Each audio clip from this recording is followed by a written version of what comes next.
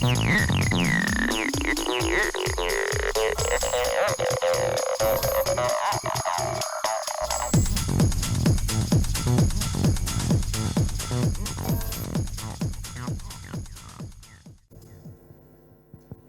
morning, ladies and gentlemen. Assalamualaikum warahmatullahi wabarakatuh. Respectable Rector of Universitas Komputer Indonesia, Profesor 3 Profesor Honoris Causa, Dr. Insinyur Haji Edi Suyanto Sugoto MT. Respectable Vice Rector for Academic and Student Affairs, Profesor Dr. Hajah Umi Nanimawati DRA SE MSI MPD. Respectable Vice Rector for Human Research, Associate Professor Dr. Agus Rianto ST MT CSBA. Respectable Vice Rector for Research, Innovation and Accreditation, Associate Professor Dr. Insinyur Heman Sugoto MBA. Respectable Vice Rector for System Information and International Program, Professor Jainal Ahasibuan PhD. Deputy of Vice Rector for System Information and International Program, Adam Mohoril Bahtiar PhD.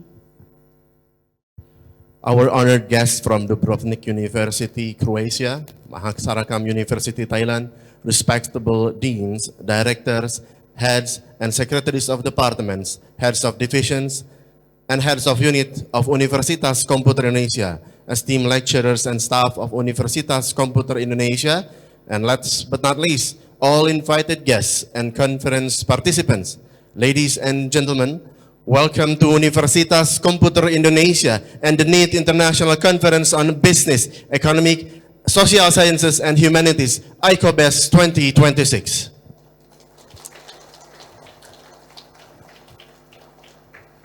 Ladies and gentlemen, we want to extend our sincere gratitude to the UNIKOM Rector, Profesor 3 Profesor Honoris Causa Dr. Insinyur Haji Edi Suryanto Sugoto MT for his steadfast support and dedication to this conference.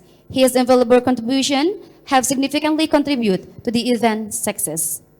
We also extend our heartfelt thanks to the vice rectors and deans of UNIKOM for their unwavering support. Their collaborative effort has been crucial in organizing this series of conference offline today, June 4, 2026.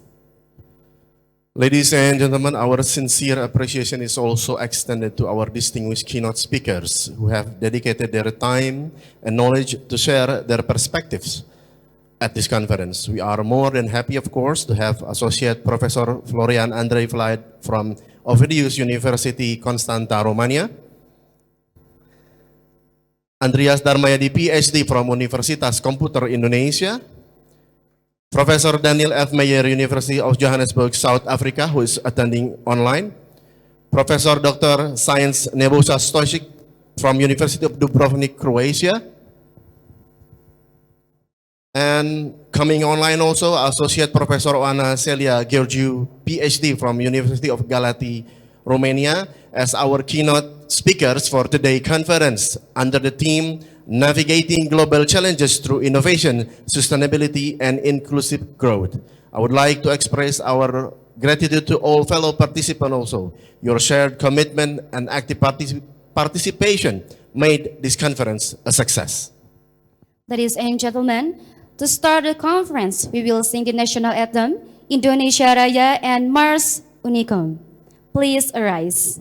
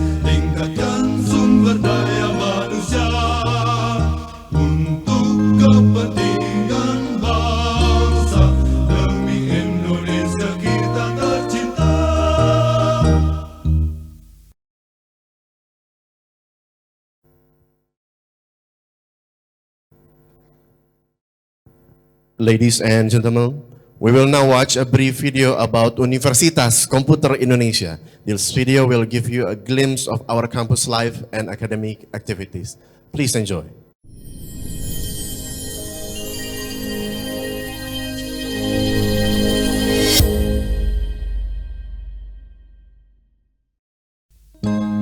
Welcome to Indonesian Computer University, UNIKOM Bandung, a university with a new paradigm of higher education based on information technology. This university is established in 2000 and located in an education center area in Jalan Dipati Ukur, Bandung. Its location is strategic and reachable. As a modern university based on information technology and digital systems, UNIKOM builds competitive advantage through the PIKI: professionalism, integrity, quality, IT, and excellence culture.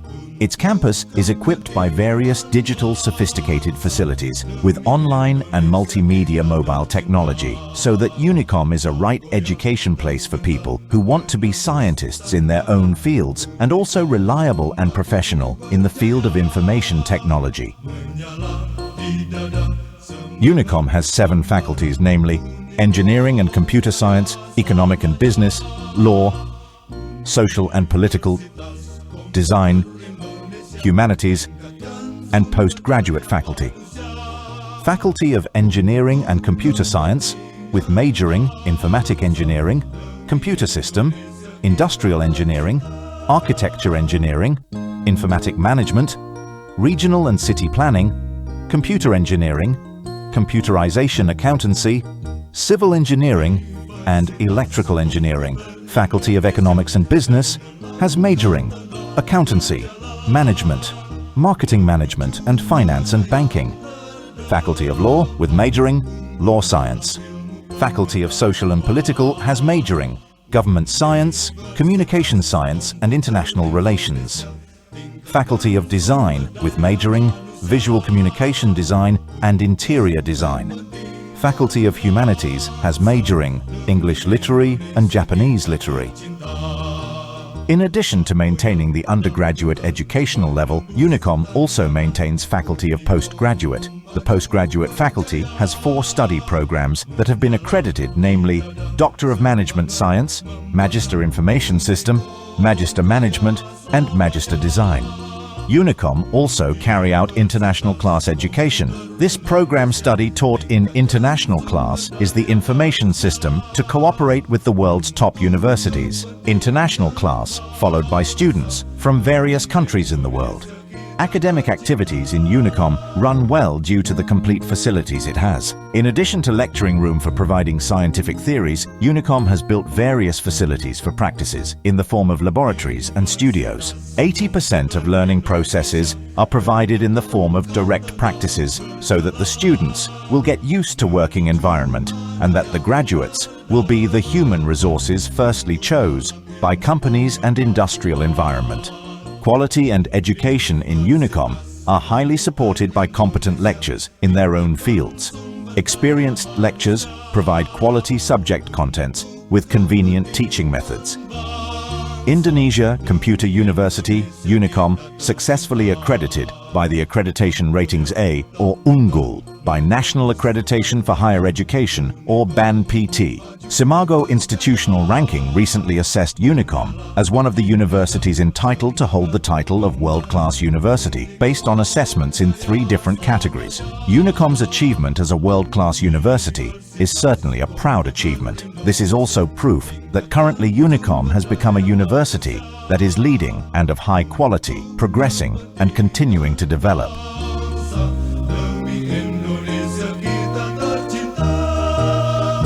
At present, UNIKOM has received various achievements and awards, both on a regional, national and international scale. Among others, participated in 51 international competitions, achieved more than 150 awards,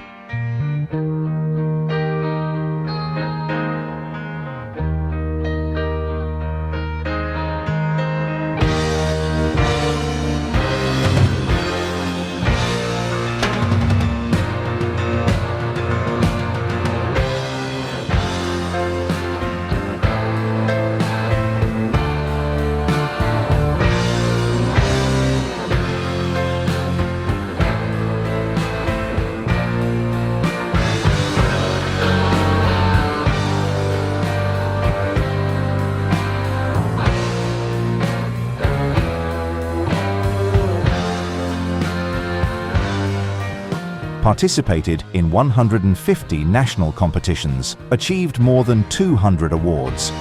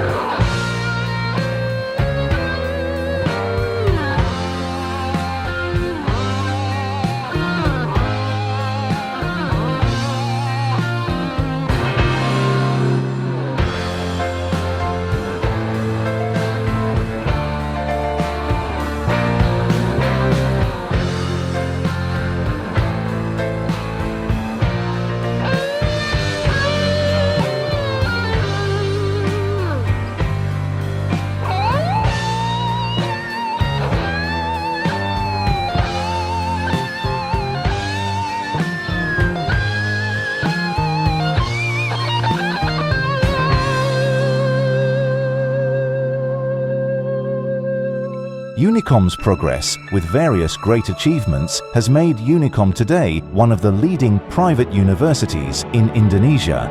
UNIKOM Excellent Campus of the Champions.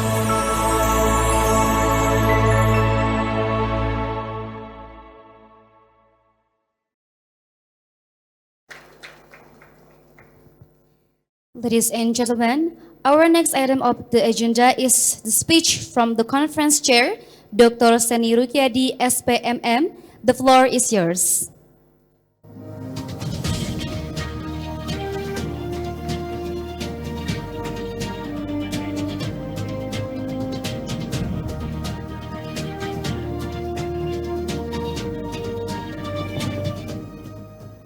Assalamualaikum warahmatullahi wabarakatuh.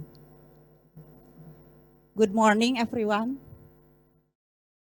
Distinguished keynote speakers, Professor John Mayer from Johannesburg University, South Africa, Professor Nebojša Stojić from University of Dubrovnik, Croatia, Professor Florian Andrei Vlad from Ovidius University, Romania, Associate Professor Oana Celia Georgiou, PhD from University of Galati, Romania, Pak Andreas Darmayadi, PhD from Universitas Komputer Indonesia, and respectable moderator, Ms. Abigail van Strijk, expert from Australia Volunteer Indonesia, honorable representatives from international organizations, NGO, and industry partner, honorable guests from over 40 partners universities worldwide, respectable rectors of UNIKOM, Professor Dr. Insinyur Edi Suryanto Sugoto,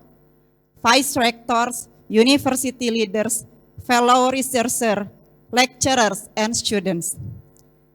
Welcome to the 9th International Conference on Business, Economics, Social Science, and Humanities, Icobest 2026. Proudly hosted by Universitas Komputer Indonesia. It is an honor to stand before you today. This year marks a milestone for Icobest. We have accepted more than 300 papers from brilliant scholars across Indonesia and abroad. This overwhelming response reflects our shared commitment to academic excellence. Our theme this year is urgent, navigating global challenge through innovation, sustainability, and inclusive growth. Ladies and gentlemen, we gather at a fragile crossroad in human history.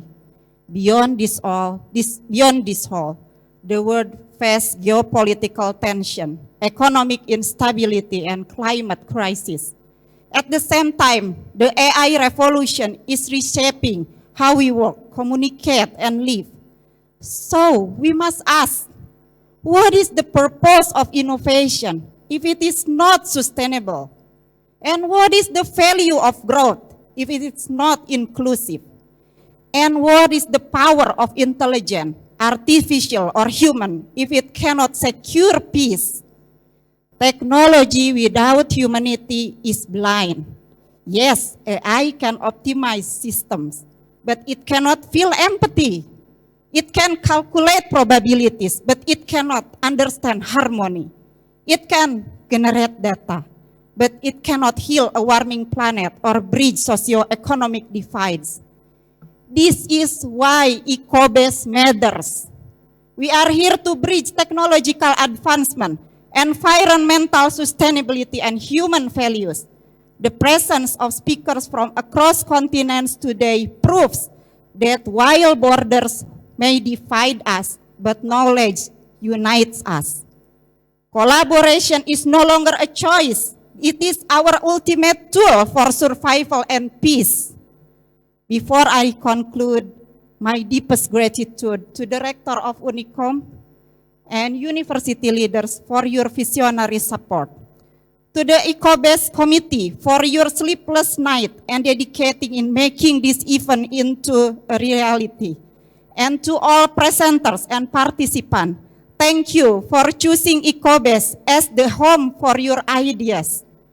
Let us use this conference not just to present, but to listen.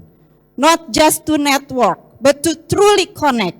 Let us demonstrate that through collaboration, academic research can become a guiding light in the era of AI, ensuring a sustainable planet for generations to come. Thank you very much. Enjoy the conference. Wassalamualaikum warahmatullahi wabarakatuh.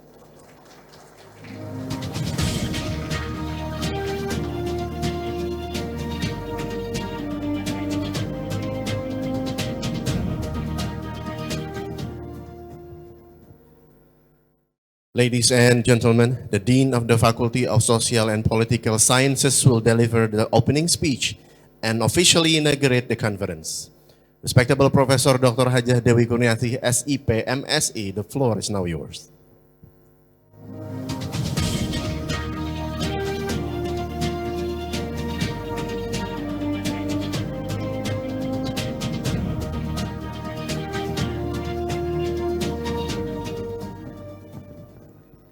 Bismillahirrahmanirrahim. Assalamualaikum warahmatullahi wabarakatuh. Distinguished Rector of Universitas Komputer Indonesia, Profesor Dr. Insinyur Edi Suryanto Sugoto MT. Distinguished all of Vice Rector of UNIKOM, Profesor Dr. Umi Narimawati MSI, Associate Professor Dr. Agus Rianto MT, Associate Professor Dr. Herman Sugoto MBA, and Professor Jainal Arifin Hasibuan PhD. Distinguished all of deans and faculty leaders in UNIKOM, distinguished all the keynote speakers, and the conference chair of Icobest 2026, Dr. Seni Lukiadi. Distinguished guests and participants joining us today, both online and offline, which come from several countries. Welcome to UNIKOM.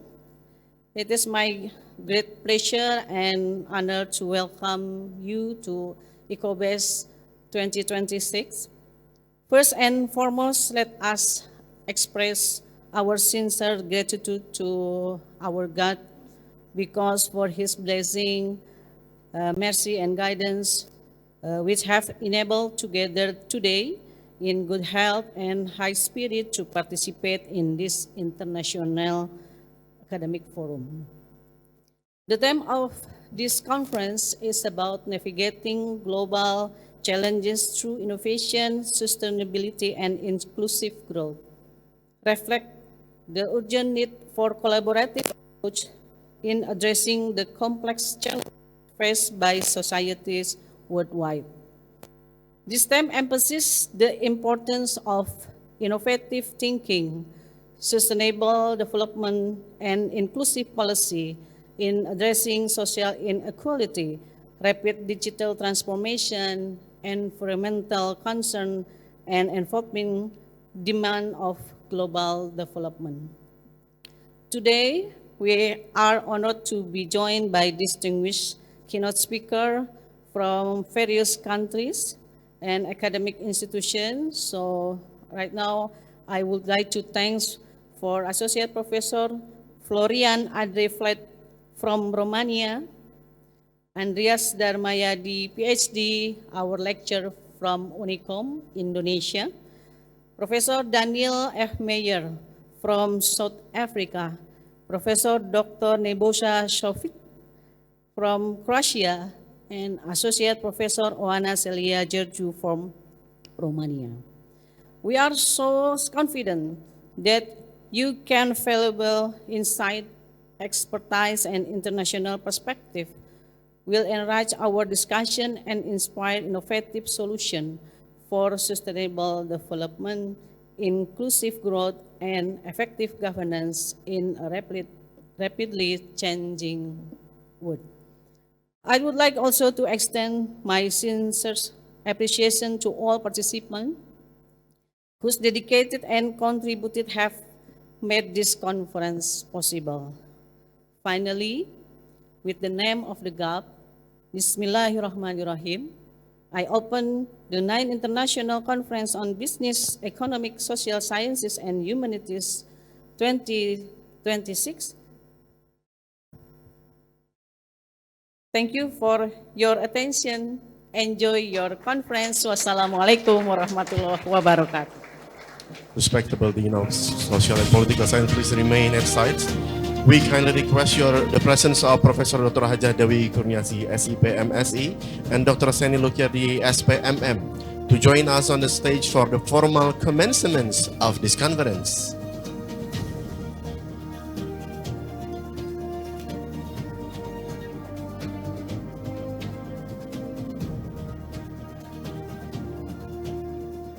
Ladies and gentlemen, the resonating sound of the ceremonial video will signify the official inauguration.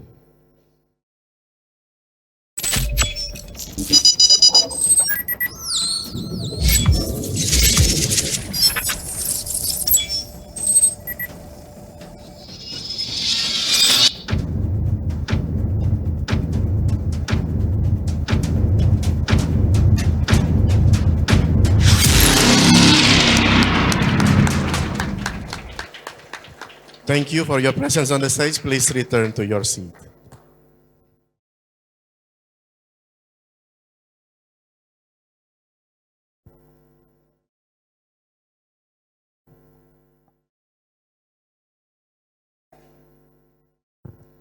Ladies and gentlemen, to ensure the smooth running of the conference, Associate Professor Dr. Hidayat Eskom MT will conduct a prayer recitation. The floor is yours.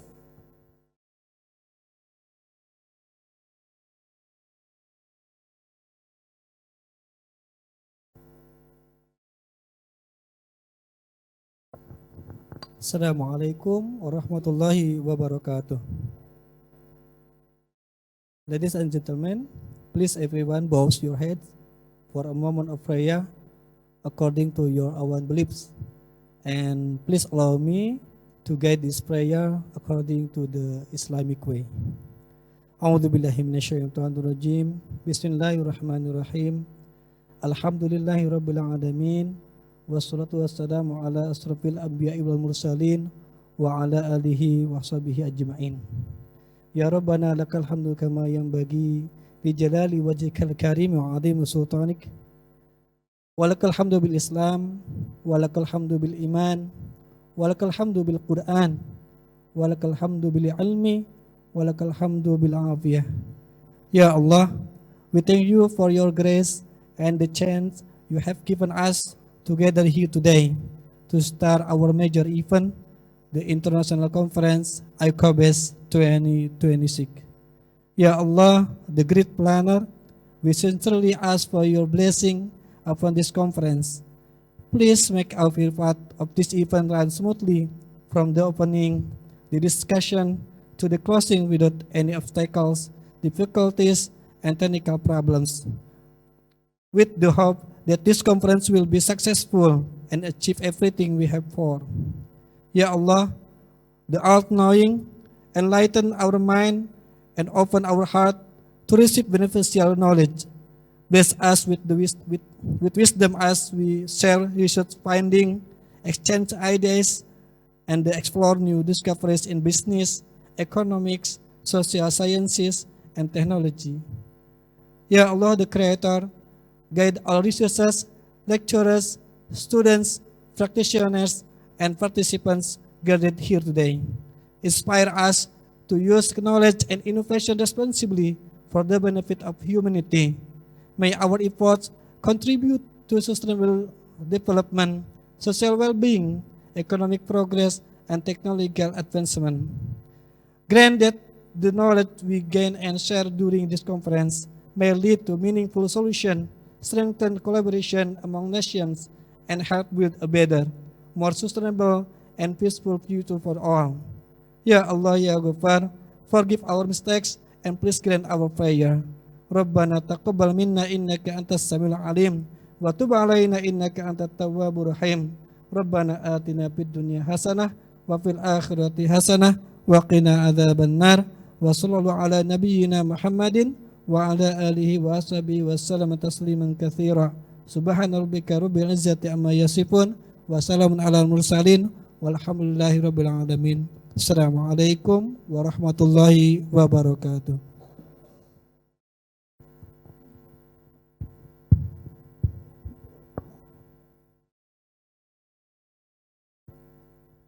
Ladies and gentlemen, let us now proceed to the main agenda, the plenary session, with our distinguished keynote speakers, of course. And at this moment, Abigail Fine-Stryker, a renowned academic, will chair the session, but I will first read out her short CV. Abigail Fine-Stryker, or I used to call her Abby, is visiting us from Sydney. She worked with us here at UNIKOM for 6 months, recently through the American Volunteers Program as a teacher trainer in English Literature Study Program. Abby has lived and taught in many countries, including Japan, Myanmar, United Arab Emirates, Samoa, South Africa, the United Kingdom, the United States of America, and of course, Australia. She has been teaching for 30 years and holds a Bachelor of Arts in Philosophy, a Master's in Teaching English, and several postgraduate qualifications in teaching-related areas, such as adult education and literacy and numeracy. And by the way, Abby Van-Stryker is not a Dutch. She married a Dutchman. Her family originated in Scotland, not the Netherlands, and she is a proud Aussie and citizen of the world. Ladies and gentlemen, let us give her a big round of applause. Abigail Van-Stryker. Miss Abby, the floor is now yours.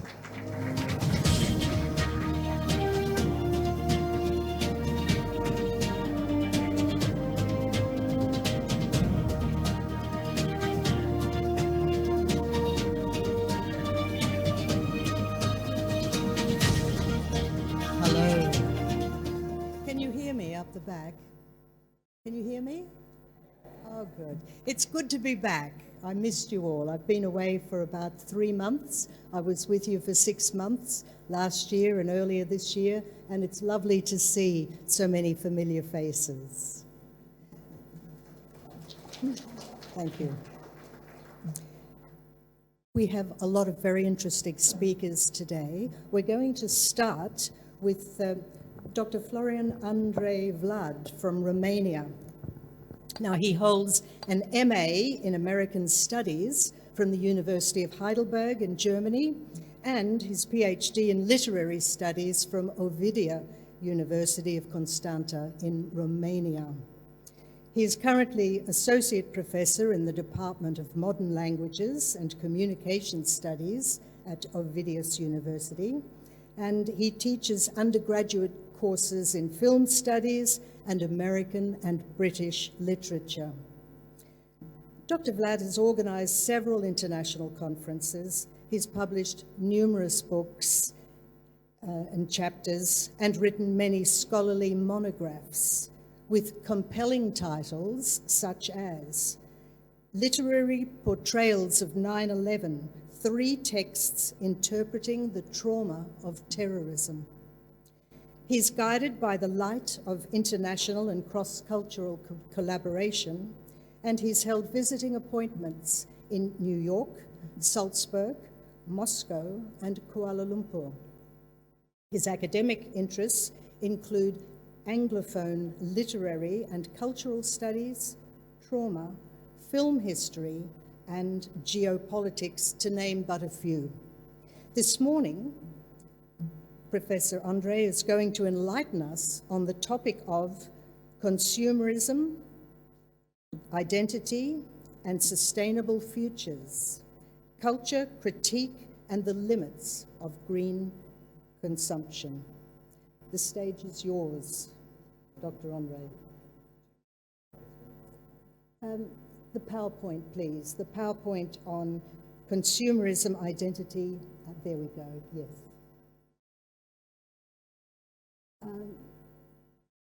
Is there something Professor Andre can click to go onto the slides?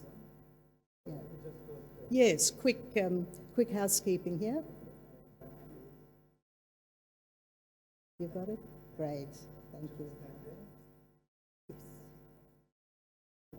They can hear you. Okay. Can you hear me okay? Okay. Selamat pagi. Good morning. I'm deeply honored and happy to be here, this prestigious conference in gorgeous Bandung. And thank you for the warm welcome and amazing hospitality. I think I will move this to stop. Okay. Thank you. Let me begin with a few opening questions. Can ethical or green consumption genuinely disrupt consumer culture, or does it simply create new status symbols? How much of our sense of identity is constructed through what we buy, display, and get validated for online? What's the last thing that you bought that you did not really need? And we all do that, don't we? And maybe especially relevant here in Indonesia, how do platforms like Shopee, Tokopedia, and TikTok Shop shape our daily desires? Now, I have 4 main arguments. First, that contemporary consumer culture deeply shapes our identities, our values, and desires. Second, that digital platforms have made identity performative, datified, and commodified. Thirdly, that green consumerism offers valuable but limited and partial solutions. And finally, that we need more human-centered cultural alternatives. Let's start with some brief theoretical grounding. Karl Marx famously wrote that that production creates not only the object of consumption, but also the manner of consumption and the consumer's desire itself. And modern capitalism depends on the continuous creation of new needs and new consumers. Consumerism functions, therefore, as an ideology that tells us that every problem and every desire has a commodity solution. And as you can see in these images, this logic is very visible in everyday reality, whether it's factories that produce endless goods, or gadget shops and online stores that encourage us to keep consuming and consuming. One of the strongest critiques of this ideology of consumerism came from the German-American philosopher and cultural theorist Herbert Marcuse, who argued that people increasingly see themselves in their commodities and develop what he called false needs. And today, advertising is no longer confined to traditional media, but permeates our social media feeds, our entertainment, friendships, even authentic content. Many of us encounter thousands of commercial messages every single day. The boundary between everyday life and marketing has become heavily blurred. Here we have, these images show how deeply advertising penetrates our daily lives. On the one hand, you have product placement in popular K-dramas, and we all love K-dramas, don't we?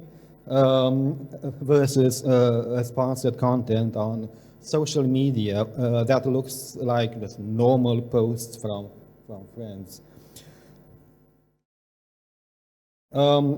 Consumption has always been closely linked to status and identity. The famous American economist and sociologist Thorstein Veblen introduced the idea of conspicuous consumption, which is the public display of wealth through consumer commodities to signal social status, and also conspicuous leisure, the display of status through time-consuming, non-productive activities that highlight exemption from labor. So the richer you are, the more free time you have, and the less you need to actually work. The French sociologist Pierre Bourdieu developed this further with the concepts of cultural capital and habitus. Our tastes and our consumption choices act as markers of a social distinction and hierarchy. On the other hand, the British cultural theorist Stuart Hall emphasized that identities are fluid and constantly constructed and reconstructed through cultural practices. And in the digital age, this process has become even more intense. The self is carefully curated and performed on social media platforms. In these visuals, you see on the one hand luxury shopping in Jakarta as a form of conspicuous consumption, and on the other you have celebrities like Lyodra, who build their public image through fashion and branding, and even in subcultures which use specific styles and brands to express belonging and community. And I guess you're all familiar with baby metal.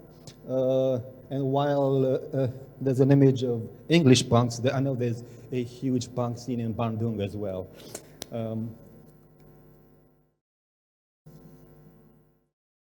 In our digital era, this dynamic has taken new and powerful forms. The American scholar Shoshana Zuboff calls this surveillance capitalism, a system in which platforms commodify our attention, our emotions, our data, and even our identities. The Korean-German philosopher Byung-Chul Han and the American critic Jonathan Crary have shown how algorithmic recommendations and influencer culture blur the lines between entertainment, self-expression, and marketing. We now live in a 24/7 environment where the boundaries between work, leisure, and consumption have largely collapsed. And this constant cycle is perfectly captured in the very familiar dopamine loop of smartphone notifications, likes, endless scrolling. And I know I do it, you do it, I think most of us are kind of victims to this. Of course, hyperconsumption does carry some serious costs. Psychologically, we see rising anxiety, burnout, perpetual dissatisfaction, and what has popularly been termed affluenza. Ecologically, the impact is also significant. Fast fashion, electronic waste, and extractive industries have put enormous pressure on the planet. As Byung-Chun Hall and the Polish sociologist Zygmunt Bauman have argued, we experience exhaustion from constant performance and a deep sense of instability. These images show the human and ecological costs of hyperconsumption from plastic pollution in our rivers and oceans to massive textile waste in landfills.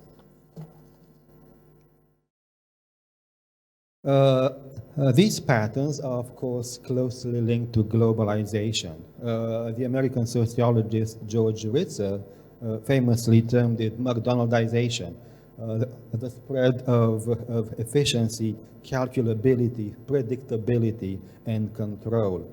The British sociologist Alan Bryman coined the term Disneyization, basically turning consumption into entertainment through theming and emotional labor and constant merchandising.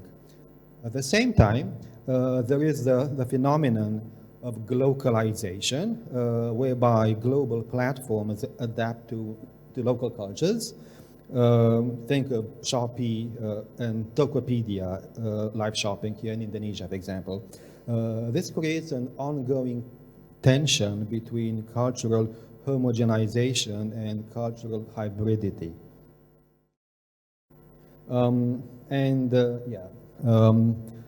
These visuals illustrate this. Global brands adapting to Indonesian context and the enormous reach of local e-commerce platforms. Ethical or green consumption is often presented as the solution to hyperconsumption. However, the risk is that it can become just another status symbol, another form of lifestyle branding. And individual ethical choices, while of course welcome and necessary, cannot really solve the deeper systemic problems of endless economic growth and overproduction. For example, here in Indonesia, as far as I know, there is a growing interest among Gen Z in sustainability, yet this coexists with a very strong, fast e-commerce culture. And of course, correct me if my assumption is wrong. This image is a good illustration of how so-called green marketing is often used to give the false appearance of sustainability while really effectively changing nothing or very little.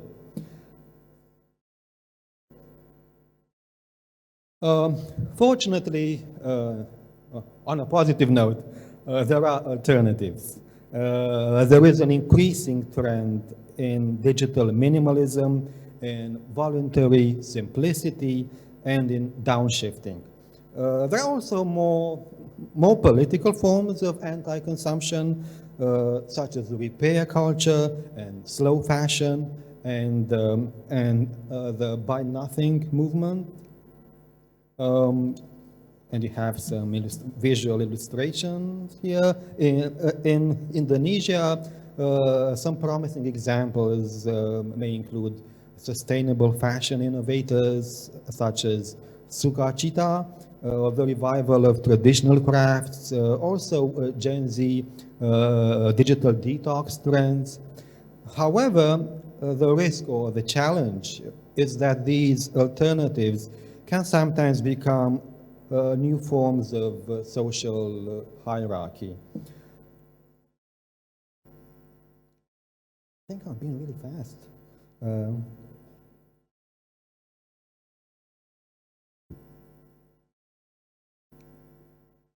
Okay. Wait,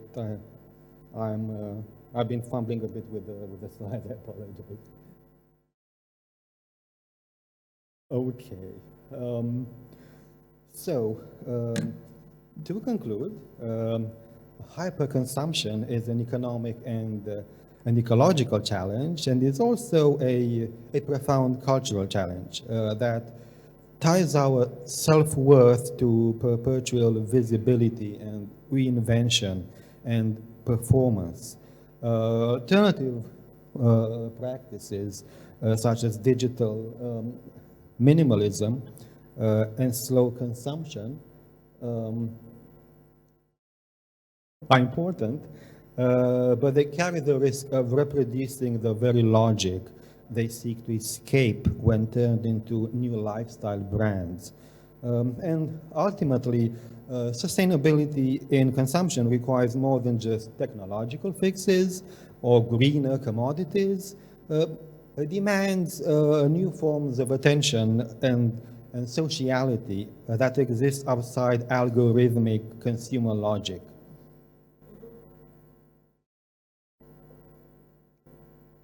And the visual is of a repair cafe, which illustrates one possible direction, a shift from endless consumption towards care and repair, and a more mindful relationship with objects, with commodities.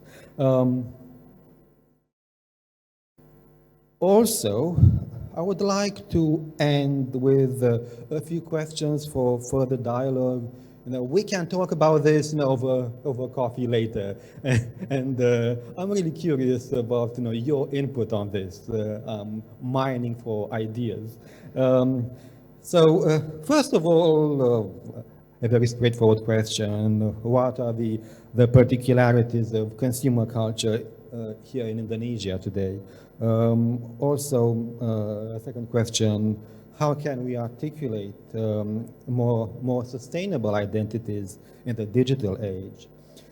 Also, are there any current trends or practices in Indonesian culture that already resist hyperconsumption without rejecting modernity or technology in general? Terima kasih banyak. Thank you very much for your time and attention. And I look forward to hearing your thoughts, questions, feedback. Yeah.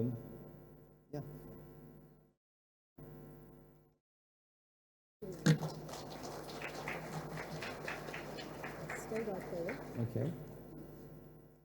Very informative and something that affects all of us in this room. If anyone has any questions, we have microphones on wheels that will go around and ask any questions after any of our speakers have spoken. I have a question, Dr. Andre. You're talking about these digital shopping platforms like Shopee, and we've got, of course, Temu and Shopify. They earn a lot of money. Do they pay any tax, either here in Indonesia or internationally? That's a good question. I think that tax optimization is a problem with these. Yes, maybe I should direct that to our next speaker, an economist. Thank you very much. Sit here. There, answered. Our next speaker is the internationally acclaimed economist, Dr. Nebojša Stojčić, who hails from Croatia. He earned his PhD in economics from Staffordshire University in the UK and has been honoured on the Stanford list of 2025 as among the world's top 2% most influential economists worldwide. A high accolade indeed. He is cited internationally in his field and is the author of over 50 indexed research papers. Dr. Stojčić commenced his academic career as a junior researcher in 2006, and by 2022 had become a full professor of economics. And he now consults for the World Bank and several Croatian government ministries. He's chief editor of Economic Thought and Practice and a member of the editorial board of Technology in Society. A fun fact, Professor Stojčić has had 2,740 citations in Google Scholar, an impressive achievement. I further note that the professor was the recipient of the Best Paper Award at the EURA conference in Reykjavik, Iceland in 2023. The title of today's paper is especially appropriate for Indonesia. It is Elusive Innovation: Why Emerging Economies Struggle to Turn Knowledge into Transformations. The floor is yours, Professor.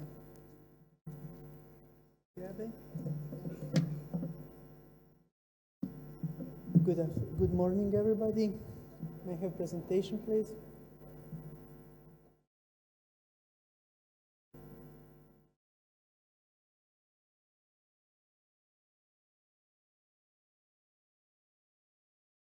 Oh, it works. Okay, so good morning, everybody, and thank you all very much for having me here to speak at Icobest 2026. As Abby said in her wonderful introduction, most exaggerated, the title of my keynote is Elusive Innovation and Why Emerging Economies Struggle to Turn Knowledge into Transformation. Now, I use this term elusive here deliberately because innovation is everywhere in contemporary development discourse. We hear it in national strategies, we hear it in university missions, we hear it in startup policies, we hear it in digital transformation, industrial policy, and so on. So effectively, it is the buzzword that politicians, policymakers, academics, all alike are very eager to use. However, despite all of this visibility, innovation often remains difficult to convert into deeper transformation. Many countries, of course, generate worldwide relevant innovation activity, but only dozen, if we look over the past many decades, have managed to turn this into sustained capability, into productivity growth, into technological upgrading and social value. So the central question that I want to discuss with you here today is why does knowledge so often fail to become a transformation? And my central argument here is that the problem does not lie so much in the lack of ideas, lack of technology, lack of ambition. It is a deeper problem of converting this knowledge into cumulative capability. Now, I approach this issue from several perspectives: as researcher in innovation in emerging innovation systems, as a scholar and academic at the head of one university in academia, and also as a consultant on these issues for United Nations Industrial Development Organization, for World Bank, for various national bodies. So I will speak more, not so much about innovation as such, but more about capabilities, about the ability of relevant entities in society, which are firms, which are universities, which are institutions, which are societies, to learn from knowledge and to turn it into transformation. So let's start with basics. Innovation today, we all know, carries enormous promise. It is expected to give productivity growth. It is expected to support industrial upgrading. It is expected to drive digital transformation, green transition, regional development, to advance social inclusion, to strengthen global competitiveness, you name it. Now, this makes it, of course, one of the most powerful concepts in contemporary economic policy. But at the same time, this is a problem, because when you have one concept that is like this one, expected to deliver almost everything, then we enter the territory where we are at the risk that we assume that this process will take automatically. And of course, we invest in research, we support startups, we build incubators, we attract foreign investment, create technology parks, digital strategies, and all of this matters. But none of this at the same time automatically creates capability. So this is the basic tension behind the keynote, that innovation is relatively easy to announce, but it is much harder to build systemically relevant, innovation-driven competitiveness within one society. So this brings us to something that I call the innovation paradox. You see, many emerging economies nowadays possess what we call institutions, what we can say is the visible architecture of innovation. There are universities, institutes, parks, incubators, programs, there is subsidies, there are programs to attract foreign investors, there are policy documents, and from outside this all looks shiny, glossy, and the system appears functional. However, a much deeper question is whether this architecture actually produces capability. Are these institutions connected? Do firms learn from universities or universities from firms? Are suppliers upgrading? Are foreign investors strengthening domestic knowledge, and so on? Some examples at the bottom of this come from region from where I come from, Central and Eastern Europe. And they are frontier companies in the world, at the world scale. However, they are not a result of the system. They are a result of individual investors. They are what we call born global firms that could have emerged anywhere else in the world. So they tell us one important message, that in many of these emerging innovation systems, and that's also relevant for Indonesia, talent exists, entrepreneurial ambition exists, technological creativity exists, but many of these innovation successes actually remain islands of excellence. And this is kind of a paradox, because then more structure doesn't automatically mean more capability. So what actually makes innovation elusive? Distinction that I want to make here is between innovation signals and transformative capability. Signals are visible, they are easy to count, they are easy to report, and they tell us that something is happening. However, transformative capability is something that is much harder to see, much harder to build, much harder to capture. Learning routines, supplier upgrading, managerial competence, institutional coordination, so on. All of these things are difficult to capture, and they are the core of the problem, because when they do not operate in synergy, when they do not accumulate, in that sense, the capability base remains thin. So what I would say here is that problem is really not invention, but conversion, and this is the central conversion problem. Because innovation agenda usually asks us how to do more. More research, more startups, more technology, how to attract more investment. And these are all legitimate, of course, questions, but they are not the deepest question from the perspective of innovation ecosystem. The deeper question is, can we transform knowledge into capability? Can this capability later turn into productivity? Can productivity turn into upgrading, and upgrading into transformation? And this sequence is something that is often overlooked, because knowledge, when it comes, automatically does not become capability, and so on. And this conversion is kind of the bottleneck, because country can have access to knowledge but doesn't learn anything from it. So where are the main challenges here? First one is that you have a mechanism which is called knowledge without absorption.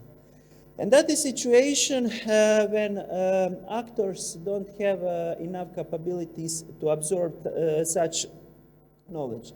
Because you see, knowledge may come from research, may come from technology, from foreign direct investment, from training, from global networks.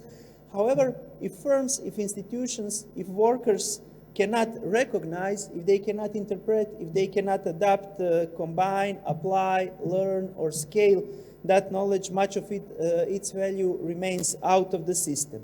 And this is why, for example, technology transfer often disappoints, because it assumes that access to knowledge is enough.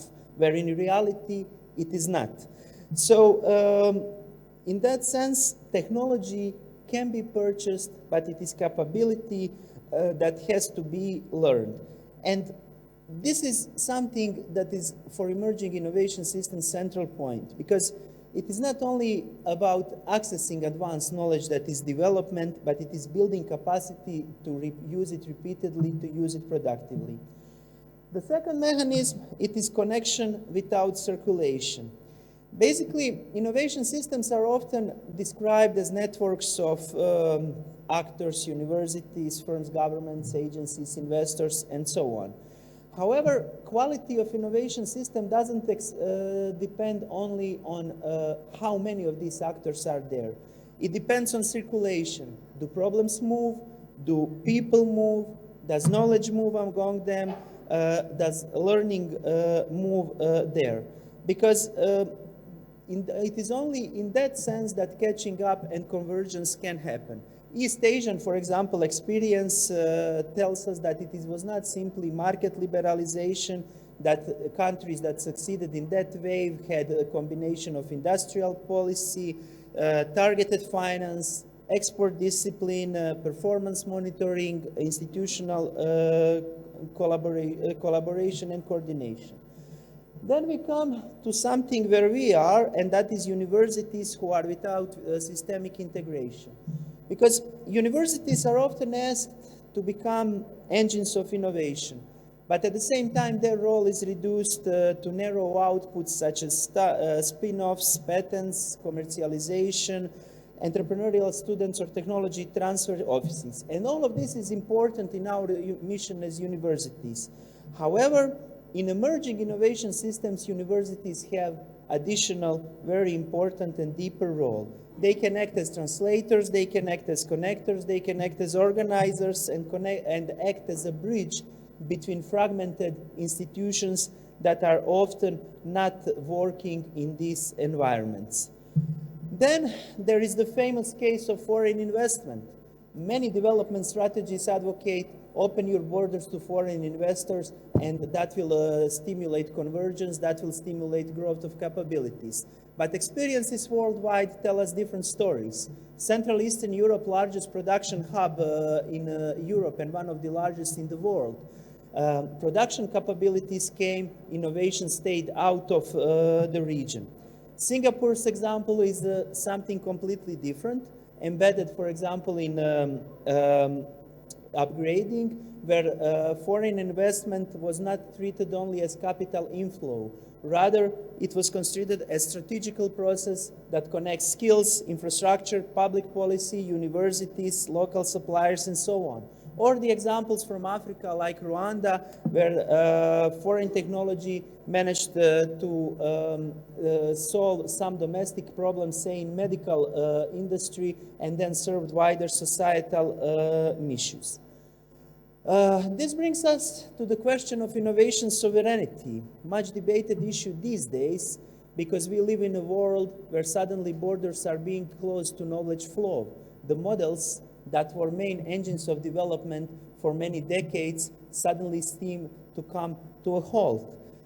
So innovation sovereignty, the real question is, what does it mean today? Does it mean isolation? Does it mean rejecting foreign technology? Does it mean refraining yourself from global integration? Or does it mean the capacity to learn, to adapt, to co-create, and so on? Because economy can become technology active without becoming technology capable. It can be a user of technology, something that's more common in incremental innovation patterns.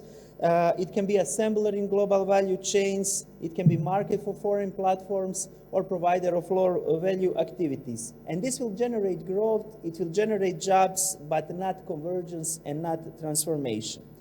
So what is the alternative? I argue that it is not closure, but it is building of capabilities, that all these external sources must be used to learn and to strengthen these domestic capabilities. The fifth and final mechanism is policy without coordination. In emerging innovation systems, we often follow the agenda where more policy frameworks, more institutions are desirable. However, new fund, new strategy, new platform is not something that results in coordination. What is very often here that all of these institutions, all of these instruments operate as fragments. They do not coordinate with each other. Some work on their own, others work on their own, and there is no learning. And this is why, for example, institutional readiness matters. Examples of regulatory sandboxes in Estonia or in Singapore are something that allows, for example, firms to test innovation under supervision, but at the same time allows regulators to learn from innovators. So one important message here is that good governance does not only regulate innovation, it also learns from it. Now, after all these mechanisms, we need to ask, how do we even know whether innovation policy is working? The test here is not only whether we observe the increase in innovation activity, but more than that is whether the economy changes. Are firms moving into high-value activities? Are workers becoming skilled in more complex activities? Are regions developing new productive capabilities? Is there social value in innovation?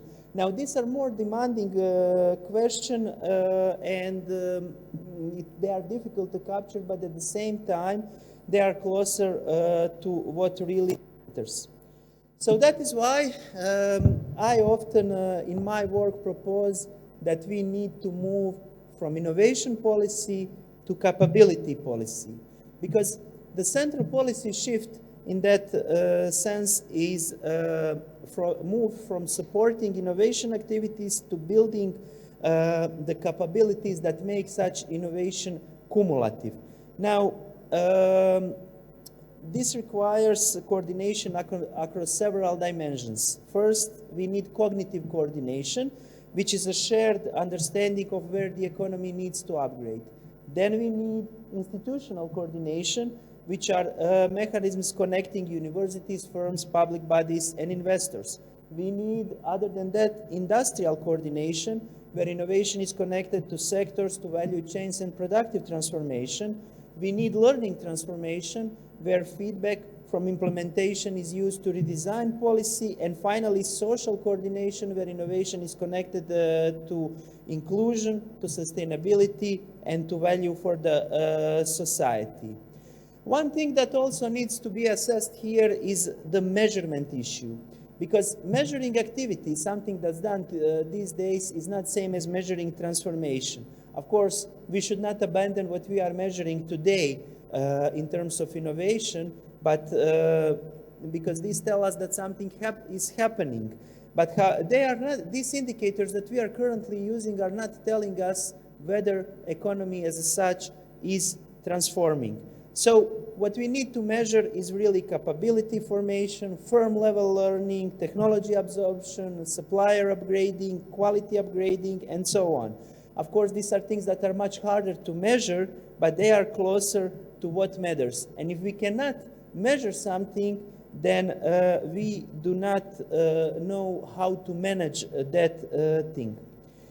So coming slowly to the end, the main challenge is to make innovation cumulative in emerging innovation systems.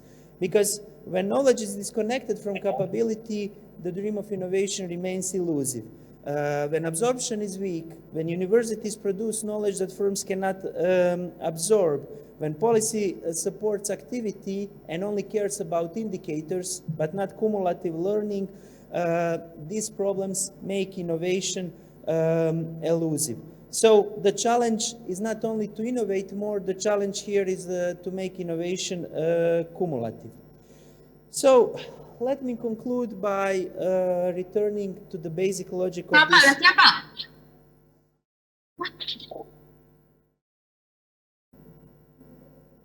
Okay.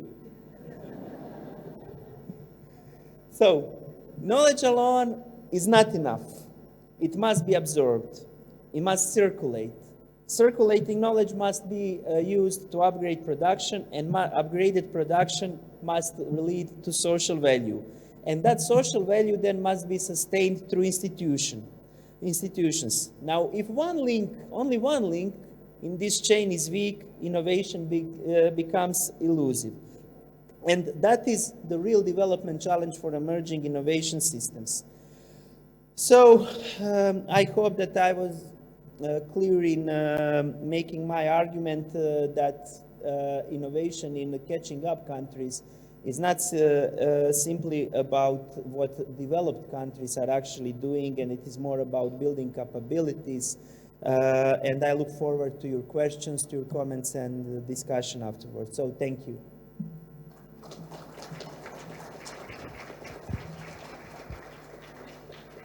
Thank you so much. You've introduced us to a whole new world of accumulations.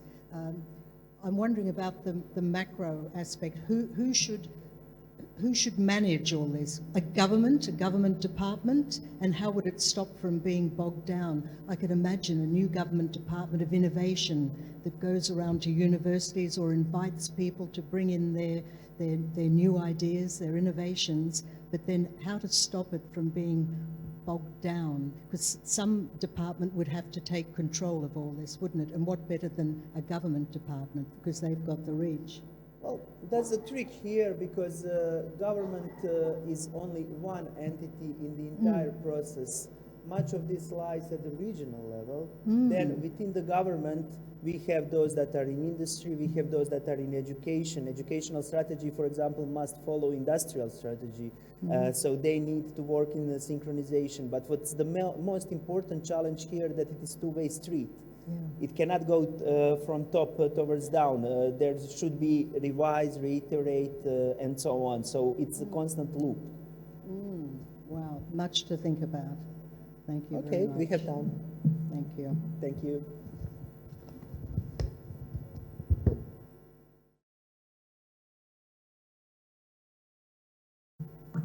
Now, our next speaker needs no introduction.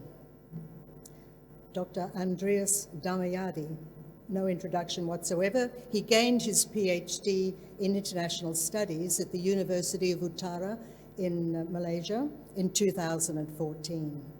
He is the esteemed Senior Lecturer in International Relations here at UNIKOM, a post he has held since 2002. He's also the Director of Student Affairs here at the university and an editorial board member of the Journal of Global and Political Studies. Dr. Andreas is busy with a host of academic activities in the fields of editing, reviewing, organizing, and researching, and he sits on many advisory boards. He's a prolific publisher of quality journal articles. In fact, at the last count, Professor Andreas had 34, dealing with areas as diverse as Java, Norway, Greece, South Korea, China, and the Pacific. Well, it's no wonder, because he is, after all, the international relations guru.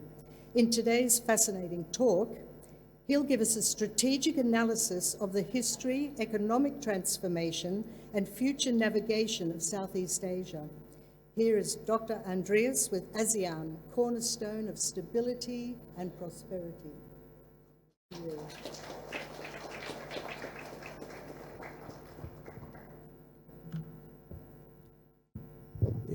Assalamualaikum warahmatullahi wabarakatuh.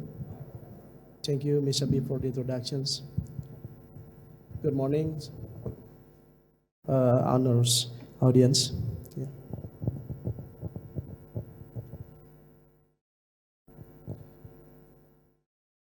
My title is, we're talking about ASEAN. But the first question is maybe, why do we discuss ASEAN? Because actually I cannot find a proper word, a right word to describe ASEAN. But maybe you can use the unique word. ASEAN is unique, at least for me.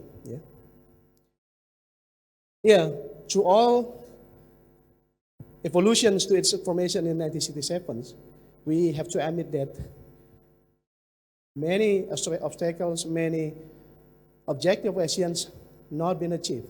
Furthermore, we're talking about the Asian Code of Conduct that we call Asian Way, which include the non-interference principles, because this principle is widely misunderstood by the international community.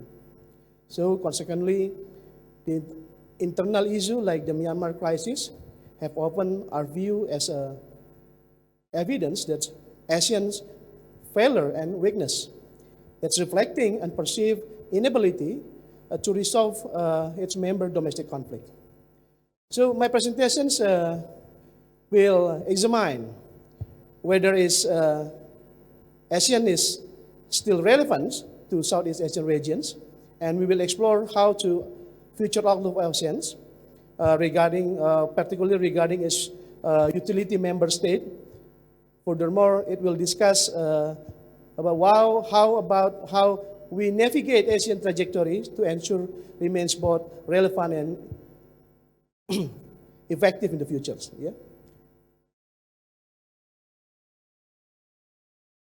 Yeah.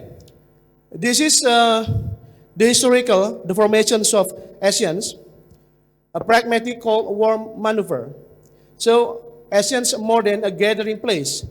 The formations of the ASEANs in August 8, 1967 in Bangkok, Thailand, was one of the most brilliant and pragmatic geopolitical moves of the Cold War.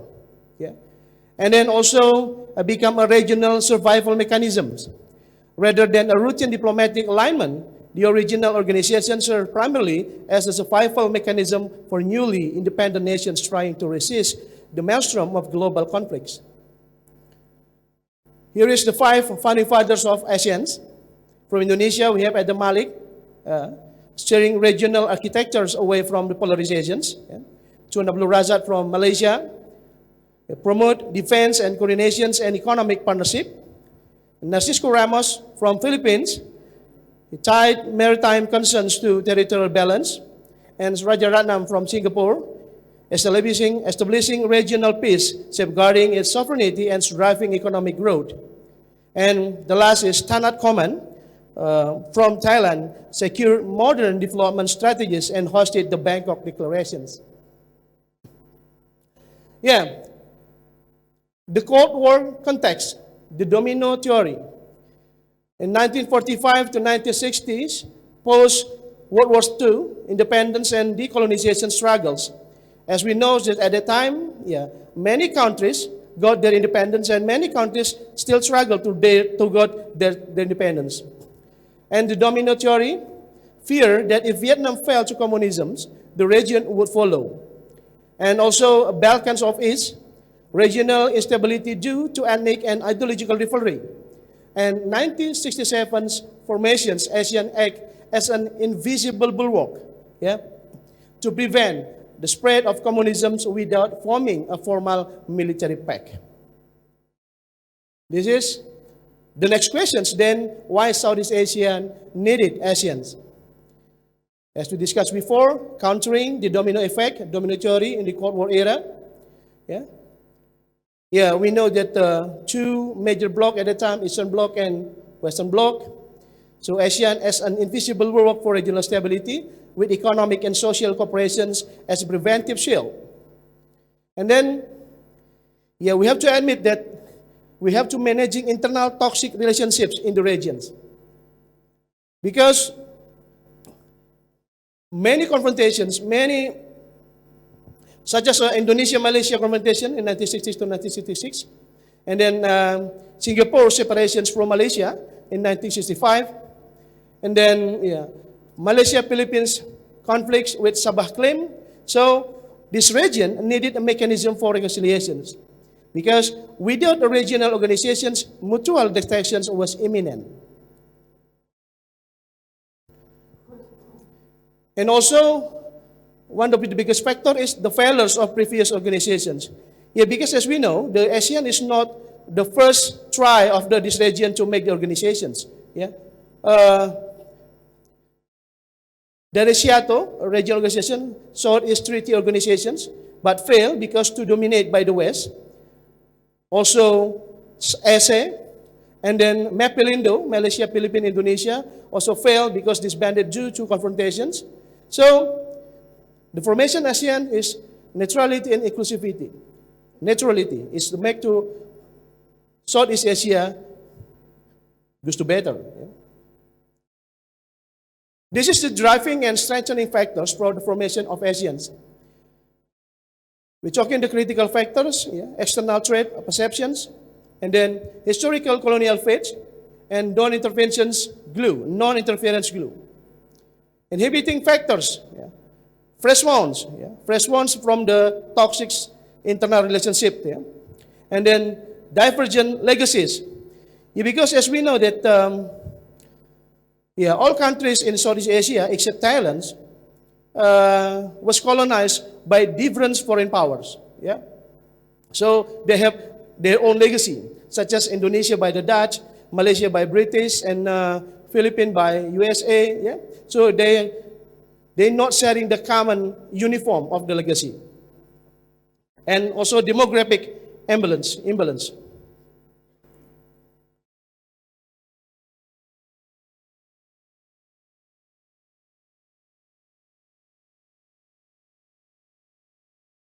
Yeah, this is, Southeast Asia regions consists of 10 countries at that time, but now it's become 11 because we have East Timor.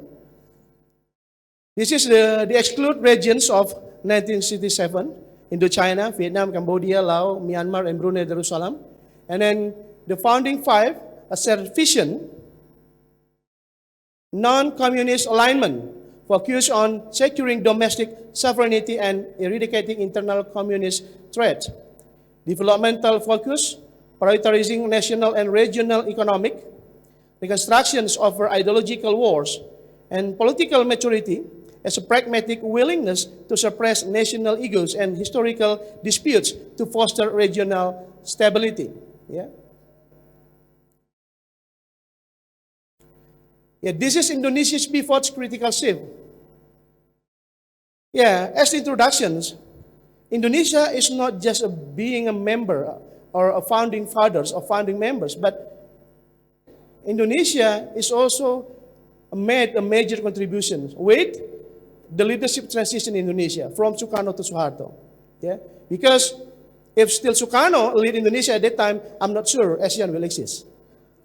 Yeah, because Sukarno and Suharto have totally different ways of foreign policy.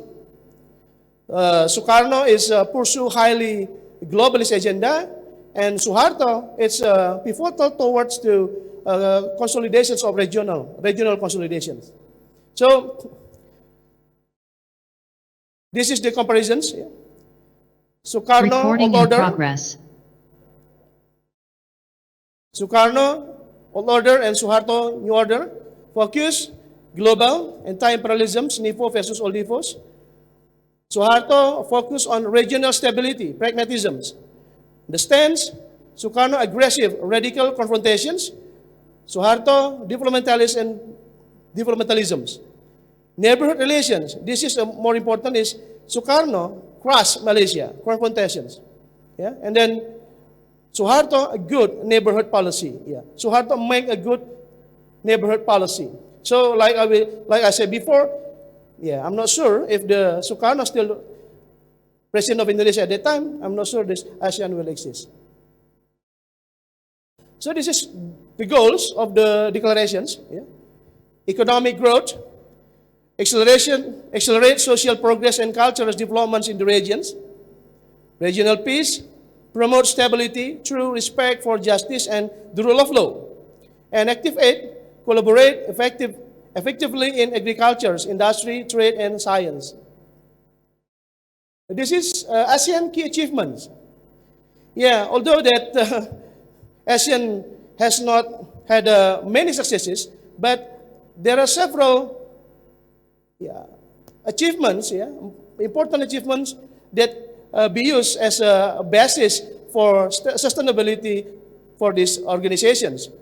The first one is ZOPFAN in 1971. Yeah? ZOPFAN is Zone of Peace, Freedom, and Neutrality. This is shielding the region from the proxy war.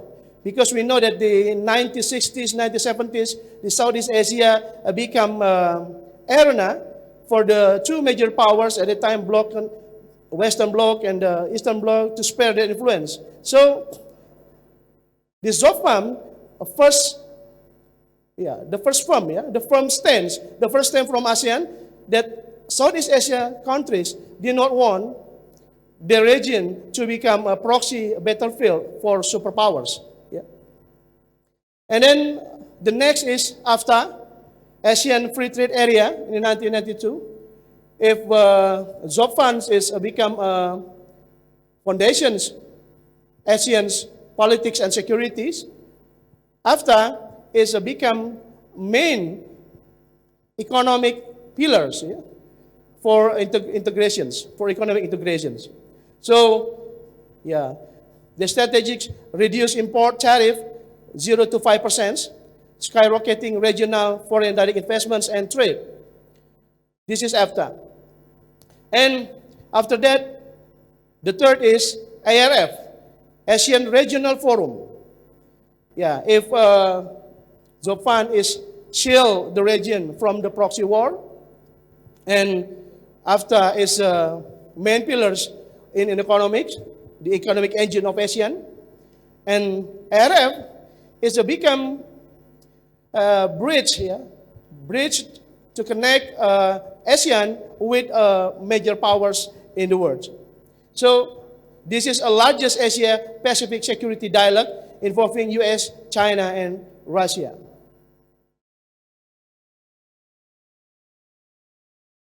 So why is ASEAN needed?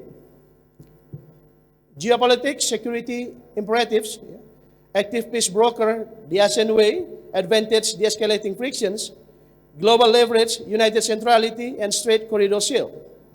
Unified economic engine, single market force, supply chain synergy, financial resilience, and facing stressed nations challenge, cross-border, crimes, ahead disaster hubs, crisis coordinations. This is why ASEAN is needed. Now, we discussed the Preh Temple class. This is a hard slap.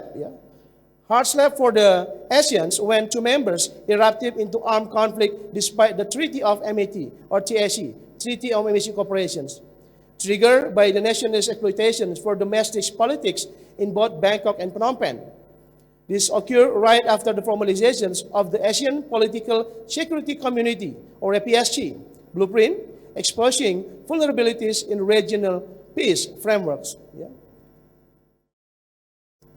Because in ASEAN way, one of the principles is to resolve all the problem in internal ASEAN is not with the military and armed forces. So this is become a hard slap for ASEANs.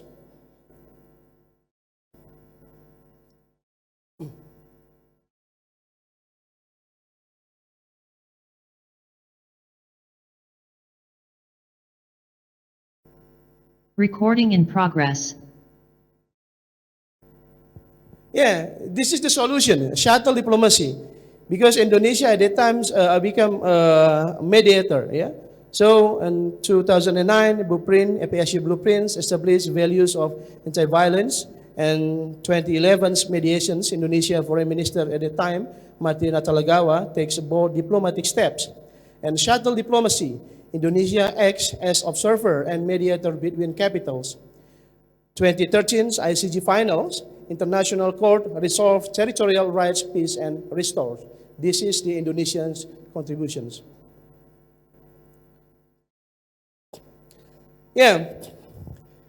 ASEAN have a concept, the ASEAN way.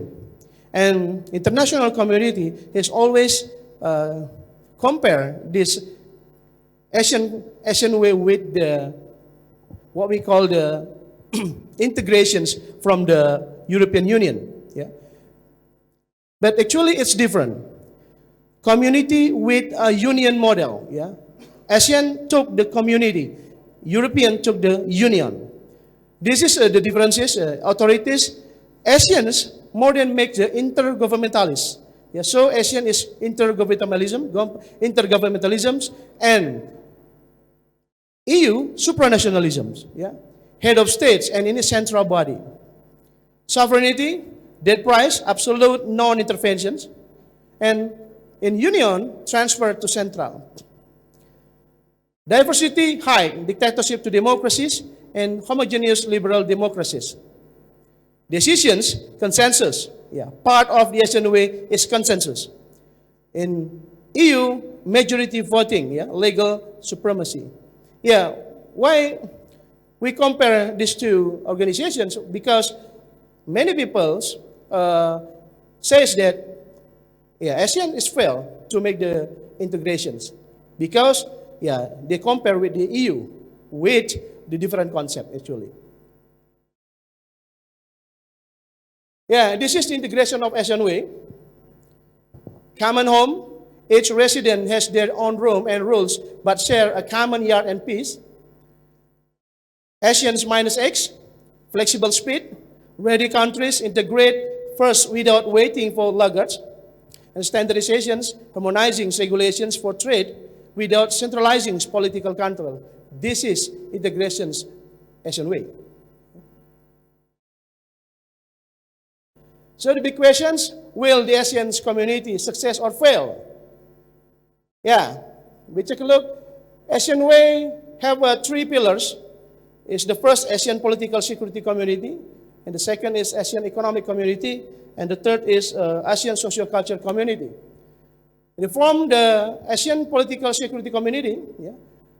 The success is avoided region-wide wars, and by the failures, paralyzed by internal crisis, notably Myanmar's scope and South China Sea tensions.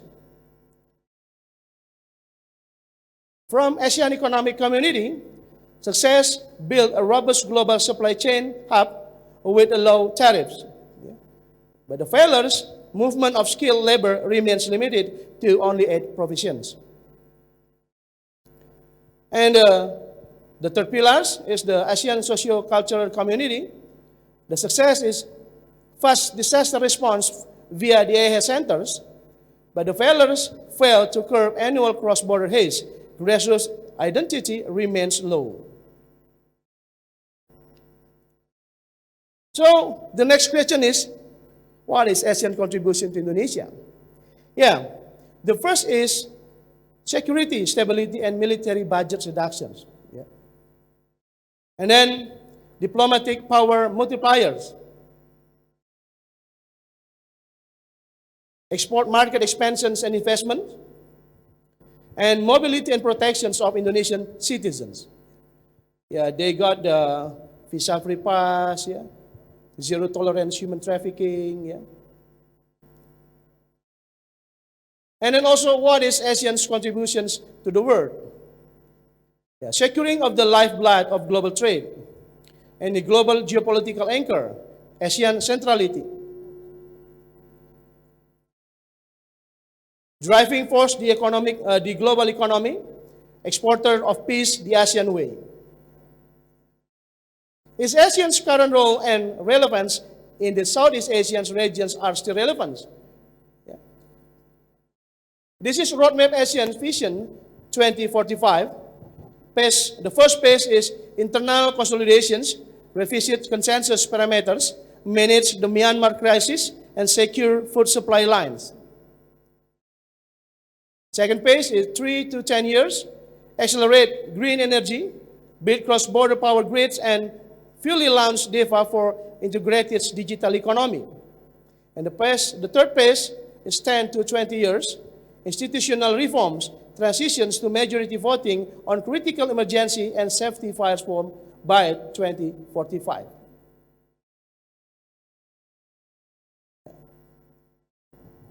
Many people is also asking about what is ASEAN response to the Middle East right now. We divided to traditional role and 2026 reality shift.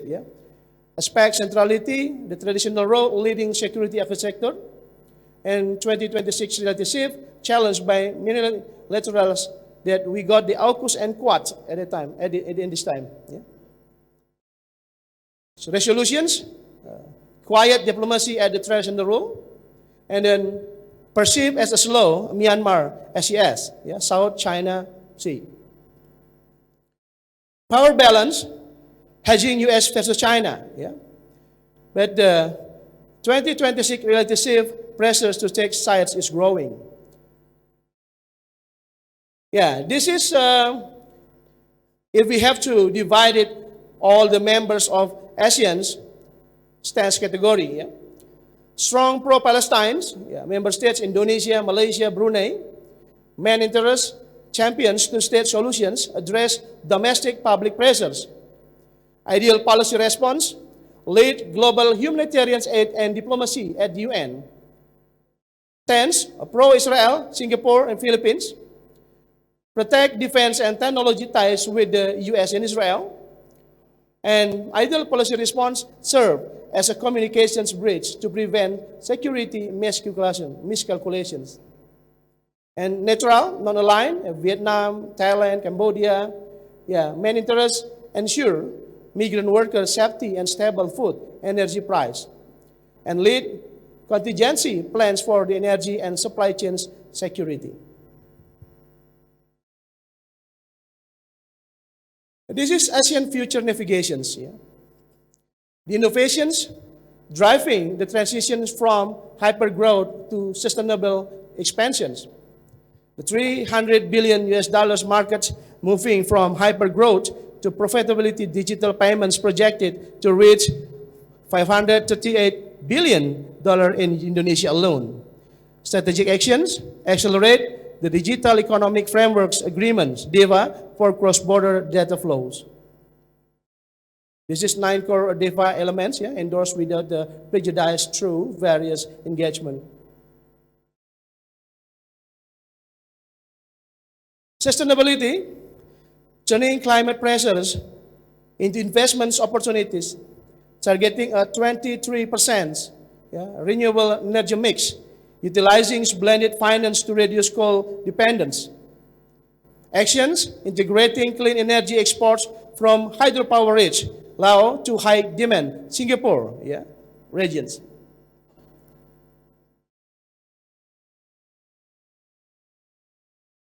Inclusive growth, micro, small, medium enterprises as the backbone of resilience, proportion of businesses, labor absorptions, GDP contributions, and direct export share. So indicating that ASEAN's economic policies should focus on micro, small, medium enterprises, not just giant corporations. The region's political and social stability depends heavily on the ability of micro, small, medium enterprises to survive and expand. There is a huge scope to increase the productivity of micro, small, medium enterprises through the adoptions of AI and simple automatizations. This figure is still low. Harmonizations of customs and digital logistics within ASEAN is urgent. So this is 3 essential ASEAN challenges. Geoeconomic fragmentations, US-China rivalry, and aggressive tariff policies as disrupting traditional global supply chains. And South China Sea frictions, maritime tensions have escalated to daily operational frictions, testing diplomatic boundaries. And an international security paralyzed, Myanmar's stagnations and the rise of cyber scam hubs erode ASEAN's regional credibility. This is this ASEAN navigation strategy, digital economy, integration of payment systems and cross-border data to position ASEAN as a single multi-billion-dollar digital market. And energy security, full integrations of the ASEAN's power grid to create an economic safety net against global commodity price shock. This is the last one. And the ASEAN -X formula, where the countries move forward first, preventing organizational paralysis from waiting for lagging members. and safe natural springboards, offering the region as a natural safe haven for global business amid sinking global multilateralisms. So maybe we can take the conclusion that Southeast Asia need ASEAN, or ASEAN still relevant? Yeah, I mean, the future's ASEAN's relevance will no longer be measured by the numbers of meetings and formal statements produced on the papers, but rather than speed by its organizations, institutions, to execute their real policies when the crisis strikes. Maybe this my presentations. I look forward for your questions, discussions, and feedbacks. Thank you very much. Back to Feb. Thank you, Dr. Andreas. You brought up many successes and then you finished with a number of negativities that are happening in our region. I wonder if people have questions. Will we be having a coffee session later where people can come up and oh, good. I have one question from there, and that is, you earlier mentioned one of the inhibiting factors as being demographic imbalance. Is that still the case, do you think? Or maybe it is because they don't allow workers to go easily between the ASEAN nations? Yeah, this still become a problem because, actually, Southeast Asia is divided to two regions, the land and maritimes, and this is a little bit hard to make the consolidations because the maritime, such as Indonesia, Philippines, have problems with the South China Sea, and the lands such as Thailand, Indochina countries still have power to get their purpose to into the Asian Sea. Do you have the microphone to put back there? Thank you.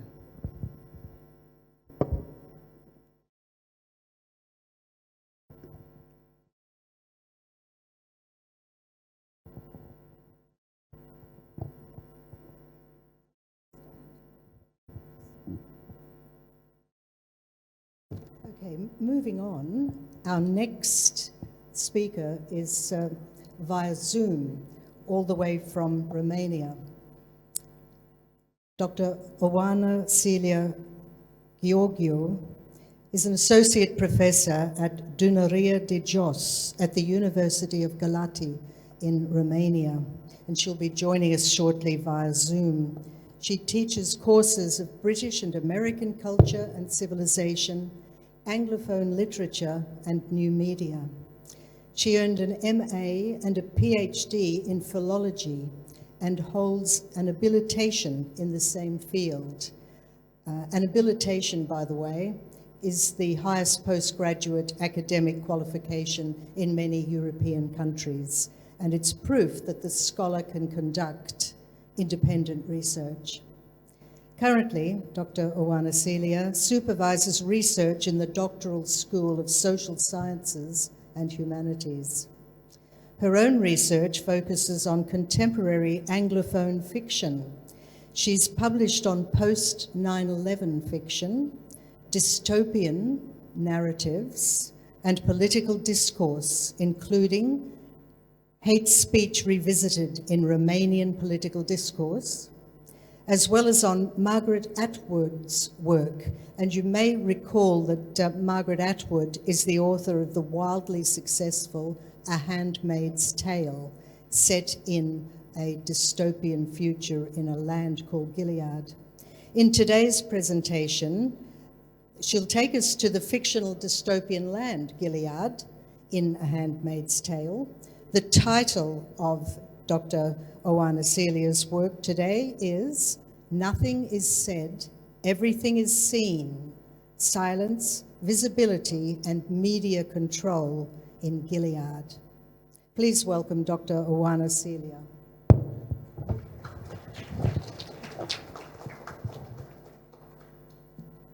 Good morning, everyone, and thank you for the presentation. Can you hear me okay?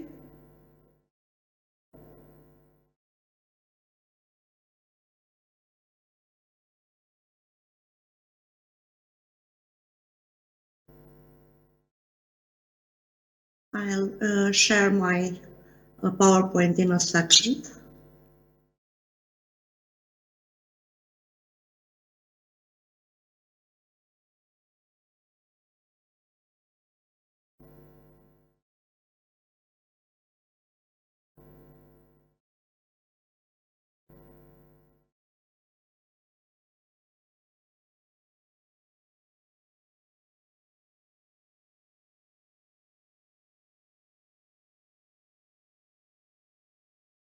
So please confirm that you can see my screen.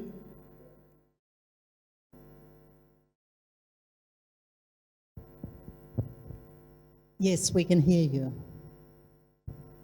Okay.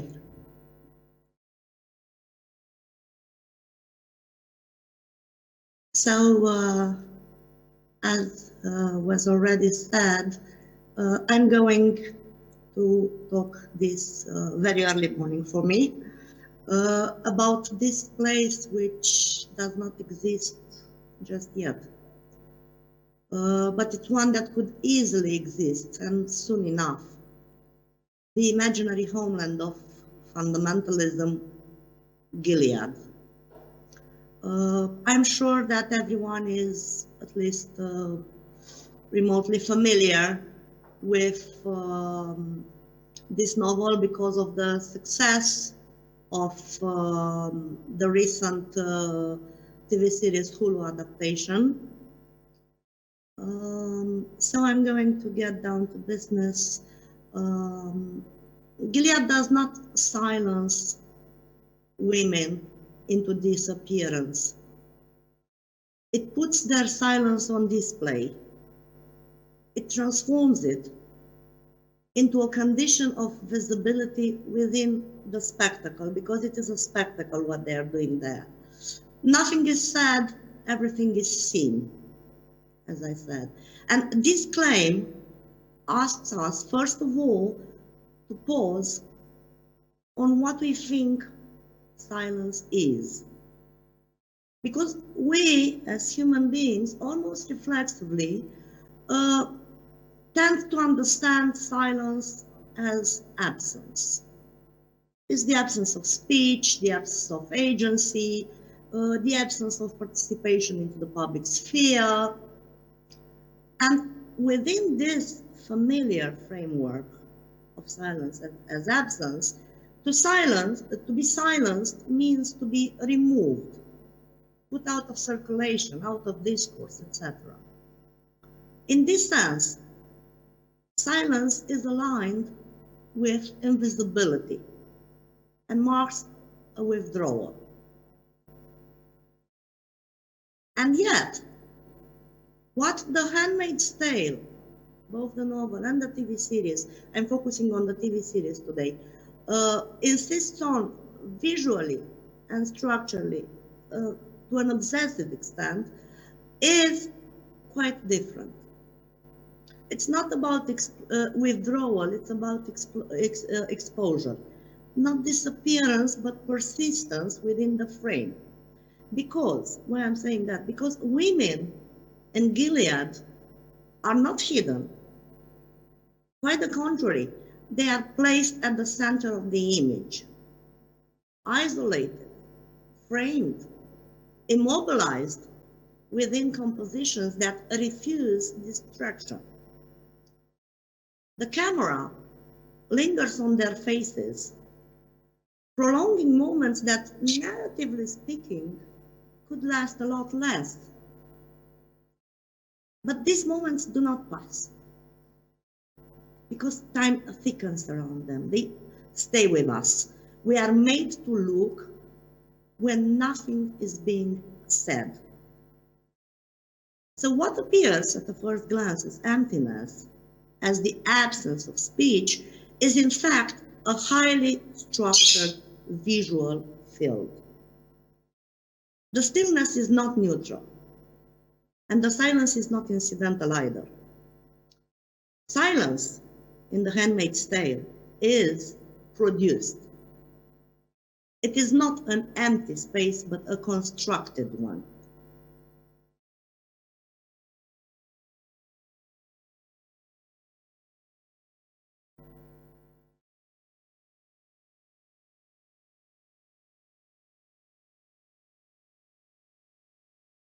In this context, silence reorganizes visibility. The less women are able to speak, the more insistently they are made to appear, just to appear. Think about the red costumes, very, very visible.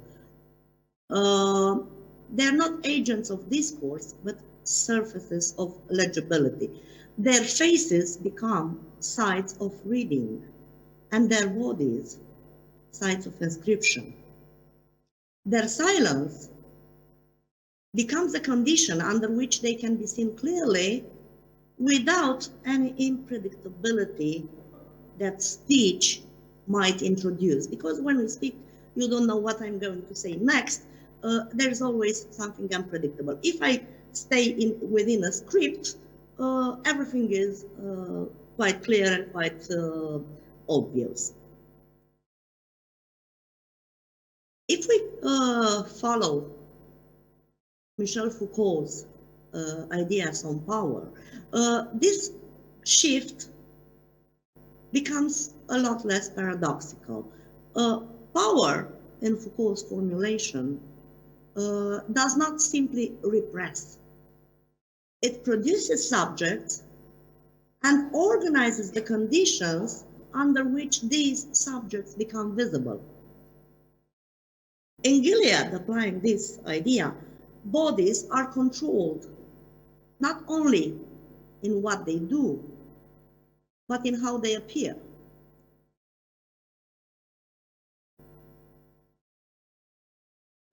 Another direction that I'm focusing on is Guy Debord's Society of the Spectacle, which allows us to push this idea further.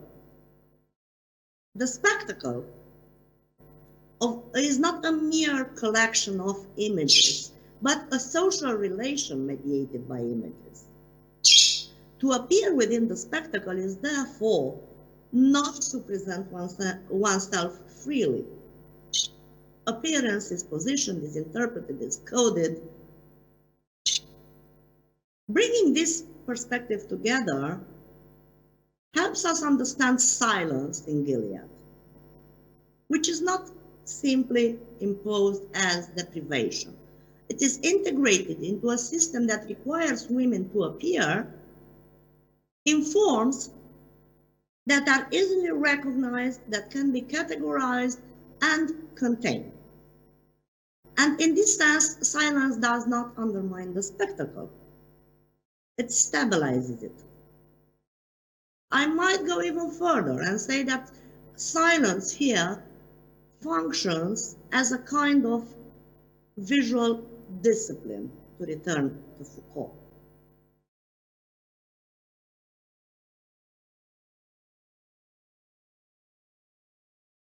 So Gilead produces silence as form, a form of presence compatible with control, a form of visibility that depends on the elimination of unscripted experience. And the clearest example of this is the dreadful ceremony. The ceremony is perhaps the most discussed and still insufficiently theorized sequence in The Handmaid's Tale. It is often approached as a scene of domination, institutional violence, reproductive coercion, and all of this is true, of course. But we can think it as a composition, because the ceremony is arranged. It is structured in space, in time, in gesture, in duration. Bodies are positioned within the ceremony with a precision that leaves little room for variation. We have the wife, then the handmaid, then the commander, which occupying a fixed place within a visual configuration that is repeated, this is key, across households, episodes, and across the entire symbolic order of Gilead. This repetition matters because it does not simply reproduce the same act. It produces familiarity, recognition. The ritual becomes self-evident. Within this structure, speech is not completely eliminated. It is reduced to formulae. There are some words that are being said, but they do not open meaning. They do not mean anything. They confirm what is already known, functioning less as language and more as signals that the ritual is proceeding correctly and that each element remains in its place. So language does not disappear, contingency disappears. Nothing is left to interpretation. And here, Foucault's notion of discipline becomes particularly useful. As I was saying a bit earlier, discipline produces bodies, subjects, that are not only obedient, they are predictable. The ceremony produces precisely this kind of bodies. Each participant is visible to the others, each gesture is exposed, monitored, and, I'm repeating myself, repeated. The body becomes a surface on which power is both exercised and displayed. So, what the ceremony produces is an image of control, an image that can be recognized and internalized across the entire fictional social field. Silence is crucial because it prevents anything from disrupting the coherence of that image. Speech, if allowed to exceed its formulaic limits, would introduce ambiguity and a possibility of deviation. Silence prevents it. It produces a scene that can be read immediately and a ritual that can be repeated without modification. Dr. Owana, could you please put your Yes. slides onto slideshow so they fill up the whole screen? I think it's called slideshow. Okay.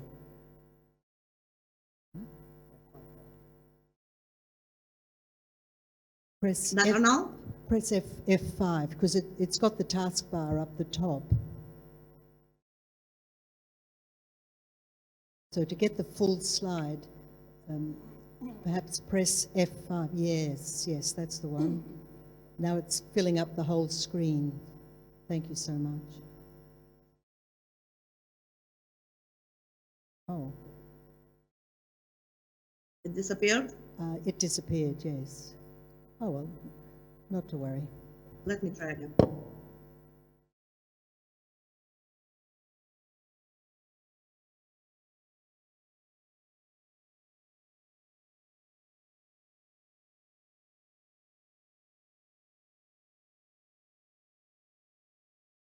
Where are you?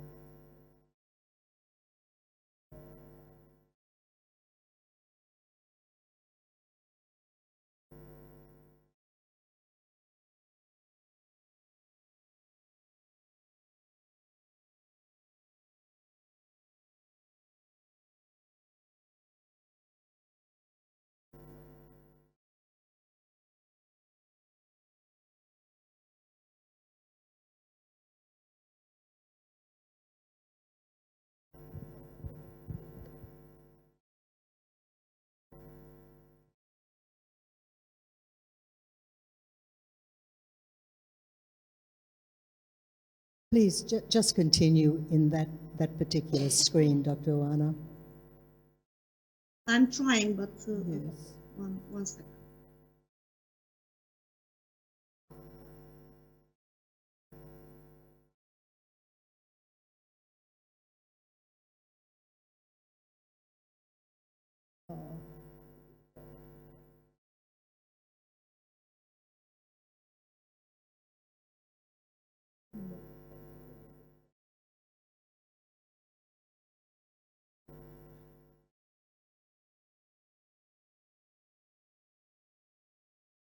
Yes, we're back.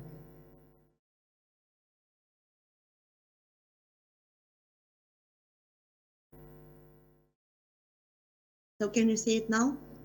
Yes, we can. Thank you.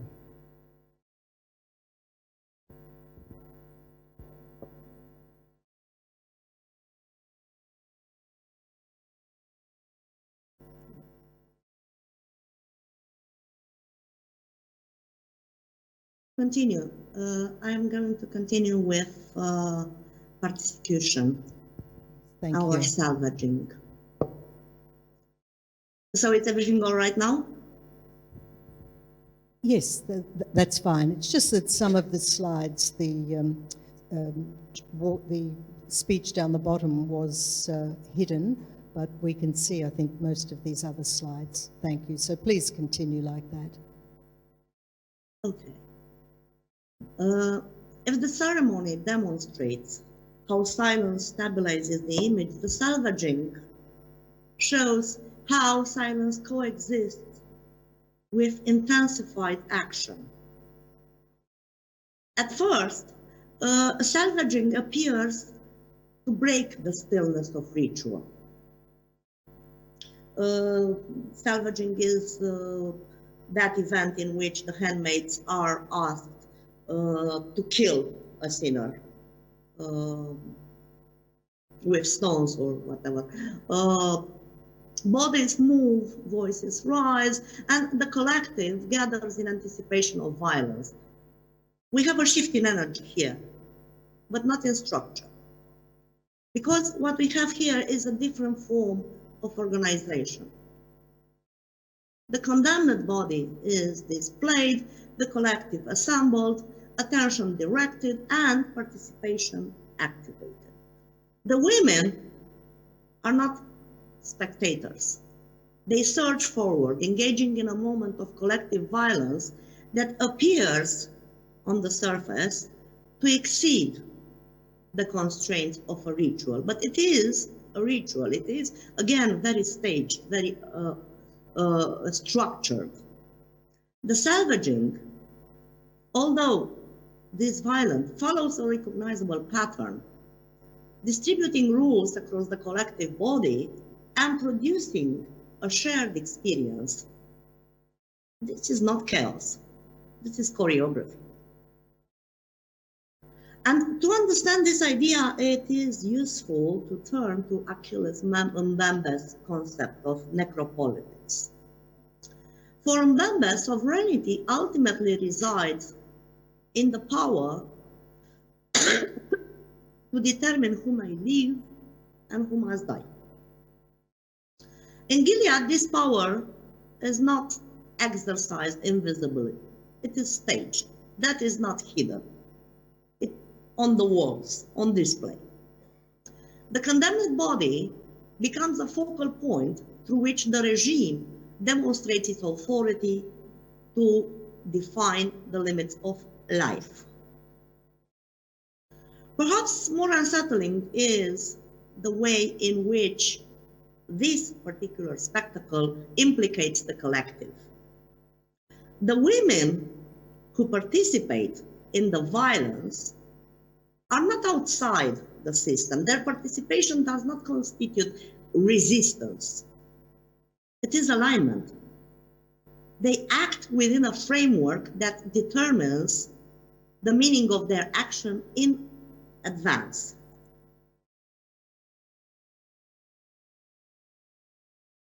Moving on to Offred, which changes the game a little bit.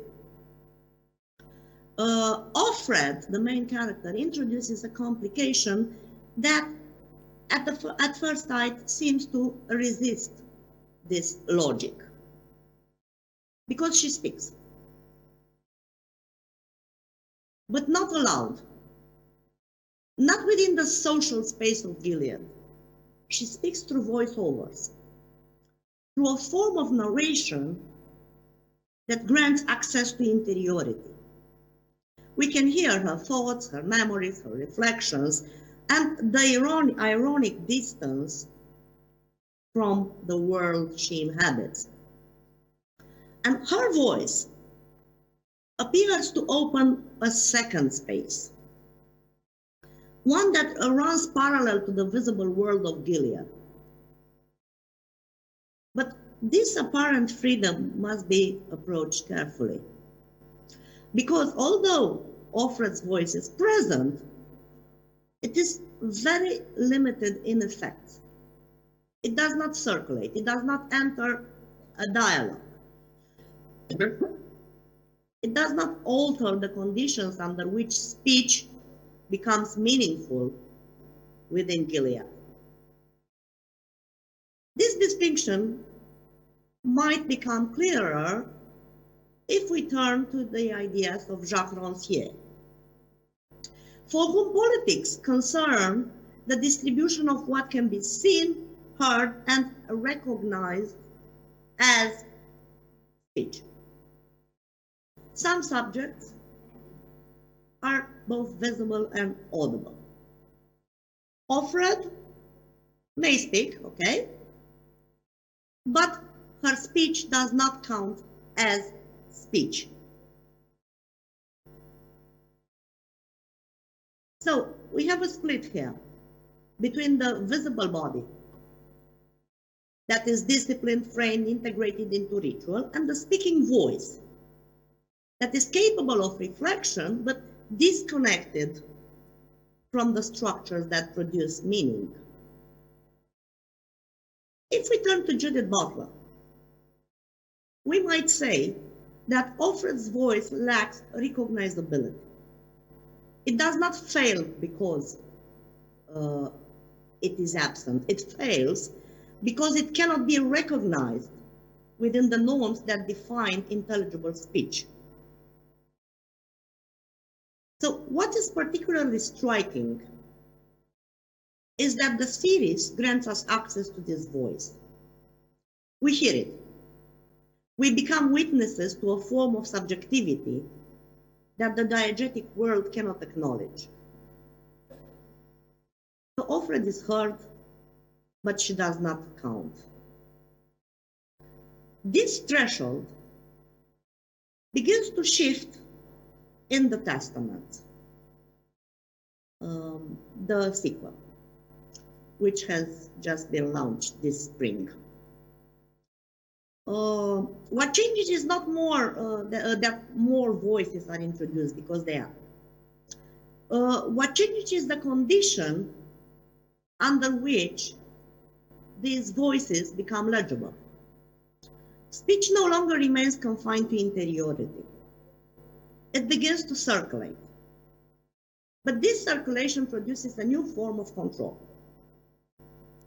If Offred, whom I mentioned earlier, represents a voice that cannot appear, the Testament introduces voices that appear under specific conditions, which require coherence, recognizability, documentation. A voice, in other words, does not escape the system. It is reabsorbed into it, not as silence, but as formatted speech.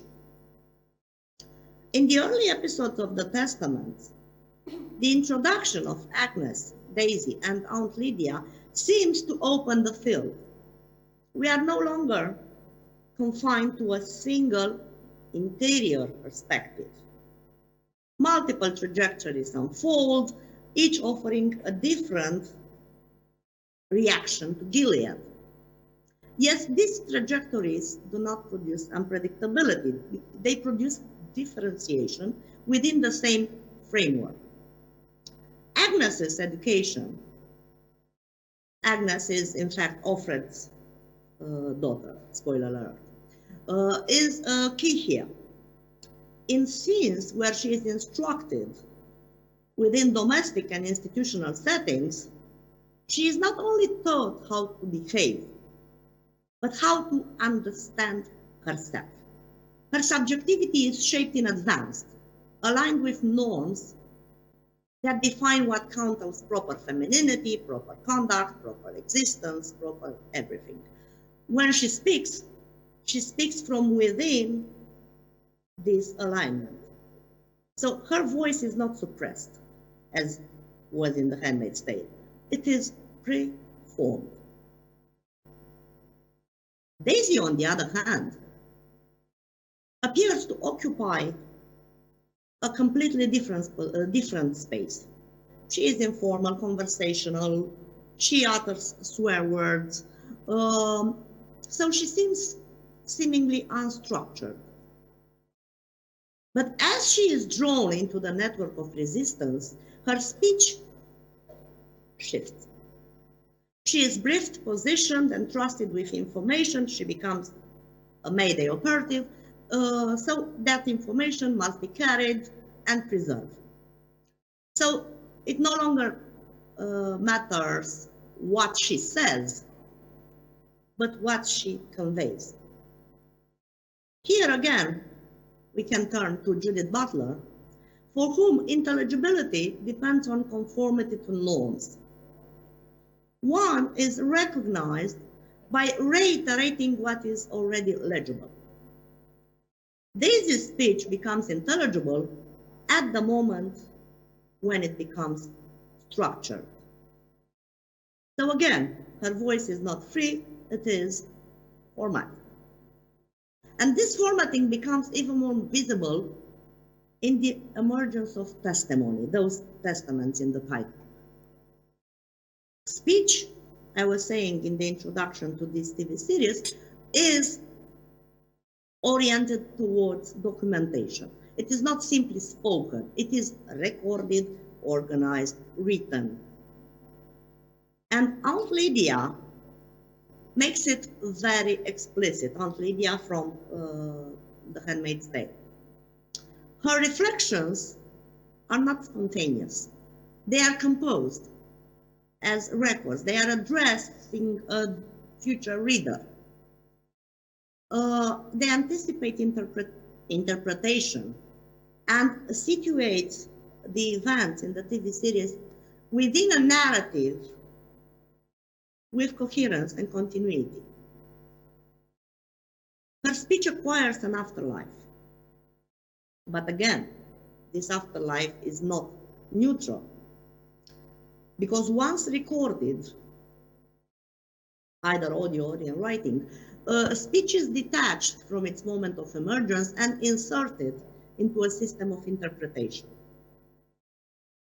And here Aunt Lydia becomes central. Her voice does not oppose the system from the outside, but articulates it from within. In her interaction with the girls, she produces, by explanation, narration, the very framework within which their actions become meaningful. And at the same time, and this is again key, her private writings, her diaries, reveal a different dimension. Not resistance, but adjustment. She recalibrates. She speaks power. She's a woman who speaks power. And in doing so, she demonstrates that speech can become a mode of control. So what the testament makes visible is a shift. Not from silence to speech, but from silence to legibility as central means of control. The question is no longer who can speak, but whose speech can be recognized. Here, once again, Rancière's framework becomes decisive. Not all speech appears as speech, as I said earlier. Some utterances remain noise because they do not fit any available categories. Others are immediately legible because they confirm. So the Gilead system, and by extension, the present-day system, does not need to silence everything. It needs only to regulate what counts. Dr. And in The Owana. Handmaid's Tale, Hi, Dr. Owana. I'm closing now. We've got a time issue. We've got Professor Meyer waiting on the Zoom as well. May I ask you for just another 5 minutes? No, I don't need 5 minutes. Okay. I'm closing in now. So if the handmade stage silence a spectacle, the testament extends the spectacle to include narrative itself in a meta dimension. Not only bodies are displayed, but stories are. Narratives are framed, contextualized, and preserved as objects of interpretation. So Gilead does not move for repression to freedom. It moves from managing bodies to managing meaning. Silence does not disappear, it is redistributed. To conclude, nothing is said, everything is seen. Gilead does not fear silence. What it fears is that women will speak in ways that cannot be anticipated, formatted, or contained. Such speech would not simply appear. It would disrupt the conditions that make appearance possible. And it is precisely this disruption that the spectacle works to prevent, both in Gilead and in the real world. Thank you very much for your attention. Thank you, Dr. Oana. For those of us who haven't seen A Handmaid's Tale, it's perhaps worthwhile that we do so. Thanks for your explanation.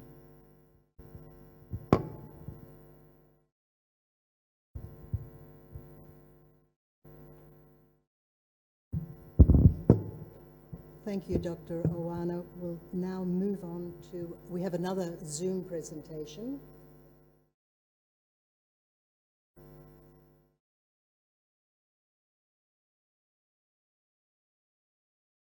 Professor Daniel Meyer will be joining us from the University of Johannesburg in South Africa. He's a professor at the College of Business and Economics, and he's a noted researcher and development economist. Professor Meyer specializes in regional economic development analysis and policy, and he's created various measurement tools, indexes, and scales that analyze regional economies. In addition, he collaborates with research partners in Eastern Europe, the USA, Malaysia, here in Indonesia, India, and the Maldives. Professor Meyer also has a research focus on macroeconomics and the linkages with good governance. He has authored 190 internationally peer-reviewed research papers, and he's presented more than 70 international conference papers.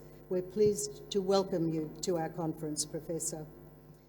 He delivers development strategies in South Africa and is active in the media with regular interviews.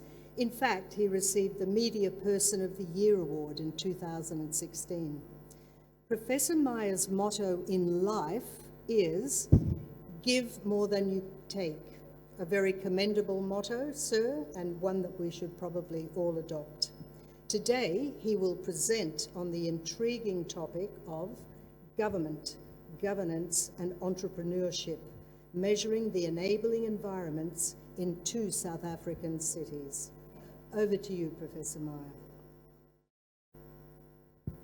Thank you. Thank you for that introduction, and good morning. I hope my audio is okay. Can you hear me well? Yes, so far so good.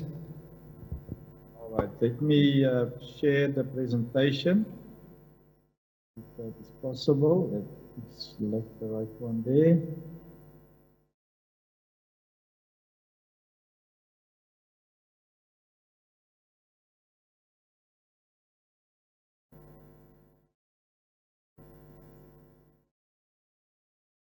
Thank you. I hope you can see the presentation. I will use 15 minutes or so.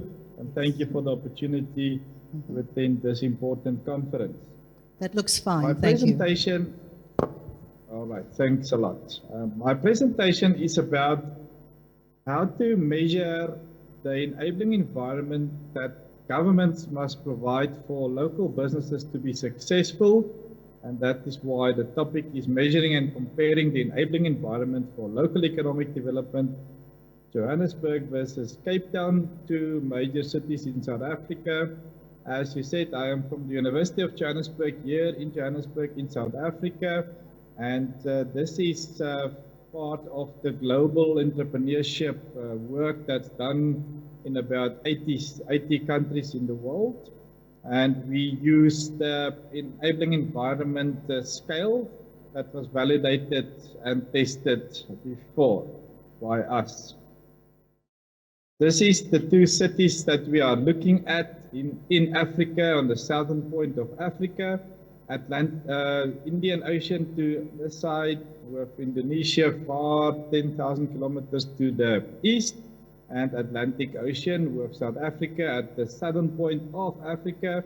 Johannesburg, the biggest, one of the biggest inland cities in the world, where there's no water source close to it. That is Johannesburg. And in the southern point of Africa is the city of Cape Town. You can see the Table Mountain in the background there, and in the bottom you can see city of Johannesburg with some of the buildings in the city. What it's all about is that economic development is part of the mandate of metropolitan cities and smaller cities. In South Africa, I think the only place in the world that in the constitution of the country, it requires local government and municipalities to implement local economic development. So it is a law in South Africa and not a choice that municipalities can do. And one of the major issues is that government and local government can't create any jobs directly, but they must create the environment, the conditions for businesses to be successful. For example, infrastructure, safety, governance, partnerships with private sector that can lead businesses to grow. And this whole process, this research, which is part of a bigger project, started already in 2014 when we developed this index, this measurement tool, how to do it, and now it's part of the global entrepreneurship project. And it is done in many cities in the world, but I'm just using South Africa today as an example. We have done all cities in South Africa, maybe 50 or 60 cities that we can compare. Not every metropolitan area are the same, like in your country, Jakarta will be different to Johannesburg, but Cape Town and Joburg are totally different, and they have got different governance paths. One has got very good governance, the other one not so good, and infrastructure and safety and security as well. The research focus, we've got one research question. How do the enabling environments of Johannesburg and Cape Town compare across the 12 economic development environmental scales, dimensions? How do they differ, and what do the differences reveal about the drivers of metropolitan development performance?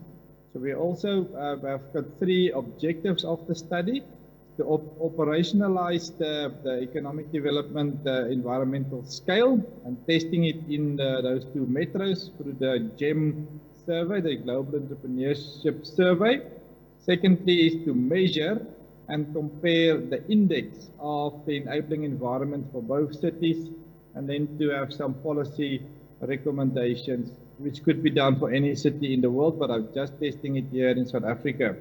The economic development enabling environment scale has got 12 dimensions, as was validated in 2014 by Meyer and Kaiser, and it is grounded in development economics, in institutional theory, and the business question, that is 12 questions within the scale, ask is the government or the local government providing partnership formation, for example, to ensure business growth, and it's based on a Likert scale from 1 to 5, where you totally agree or totally disagree.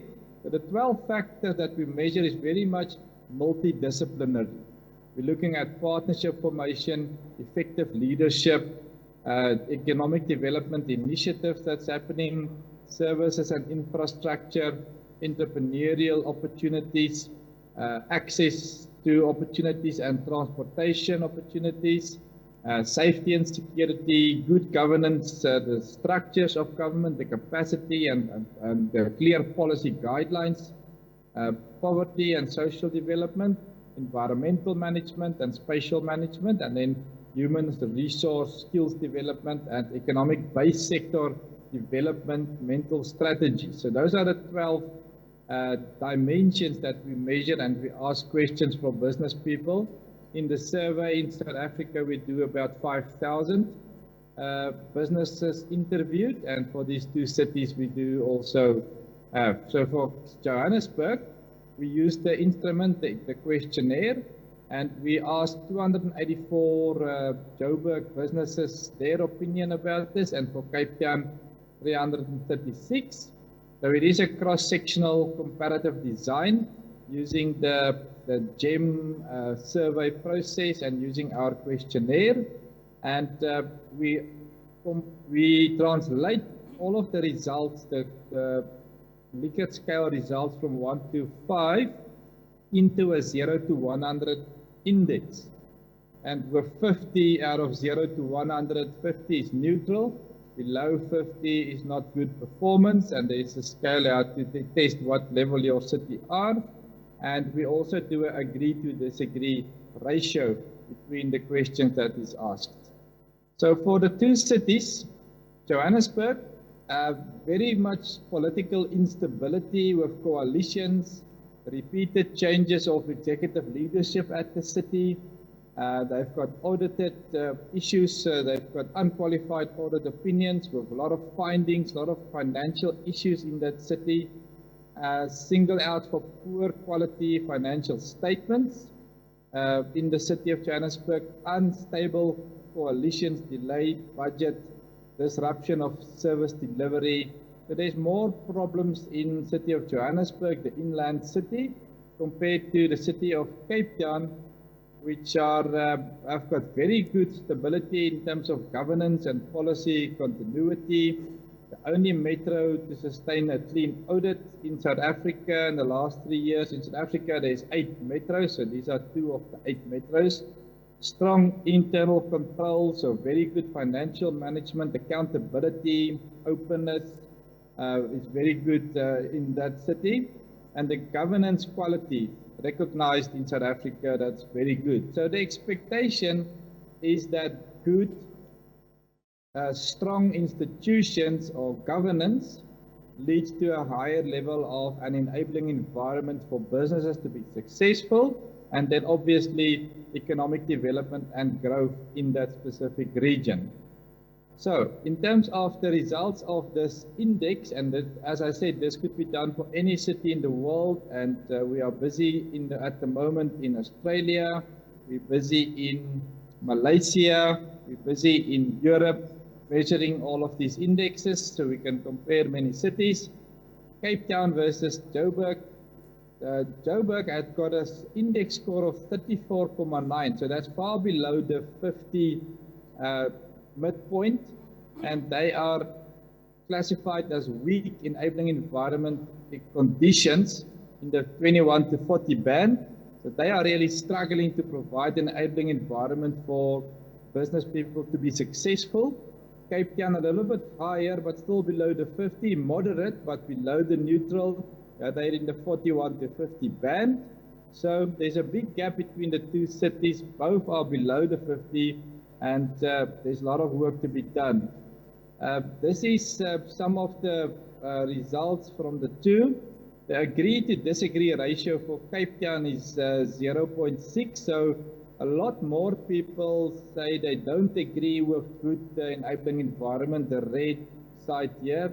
They don't agree with the city is providing a good enabling environment for businesses to be successful, but it's a little bit better than city of Johannesburg, 0.6 to 0.5 index there, and the total disagreement, the red, is about 40 versus 46 for the two. So Cape Town is doing a little bit better, but both cities are really struggling to provide this enabling environment. These are the 12 dimensions, and you can see Cape Town is the blue and Joburg is the red.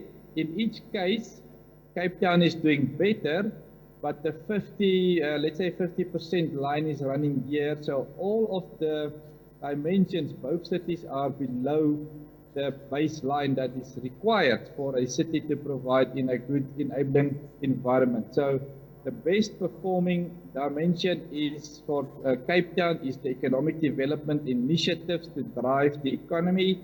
It at 46, and second best in Cape Town was the human resource skills development programs that they run there.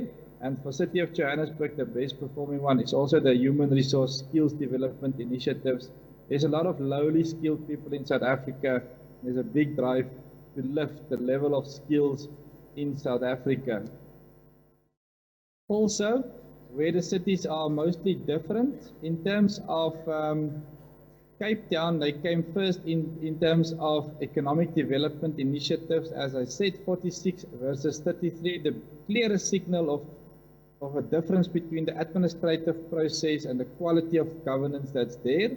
And also, Joburg is struggling the most with enabling the environment, the physical environment. Looking after your environment is so very important, and spatial management.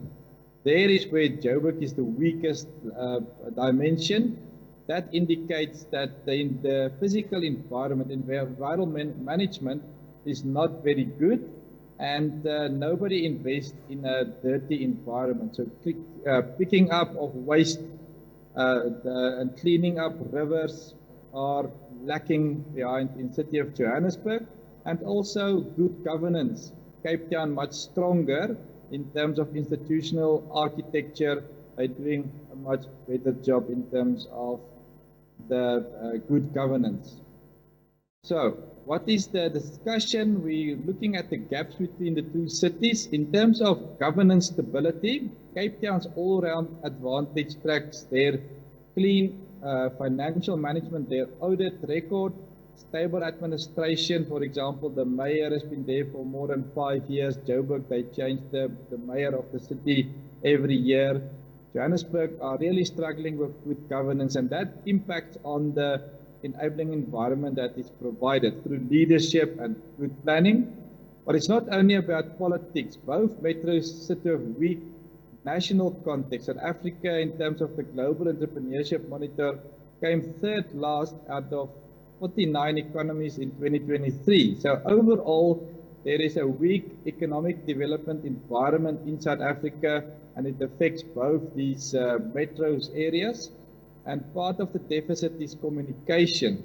There's a lot of unsure responses from businesses. They don't know what actions the municipality can deliver. So a big communications campaign is necessary to inform business people in a city about partnerships, leadership, service delivery, and all of those things. There's a lack of knowledge of what a metropolitan council can do.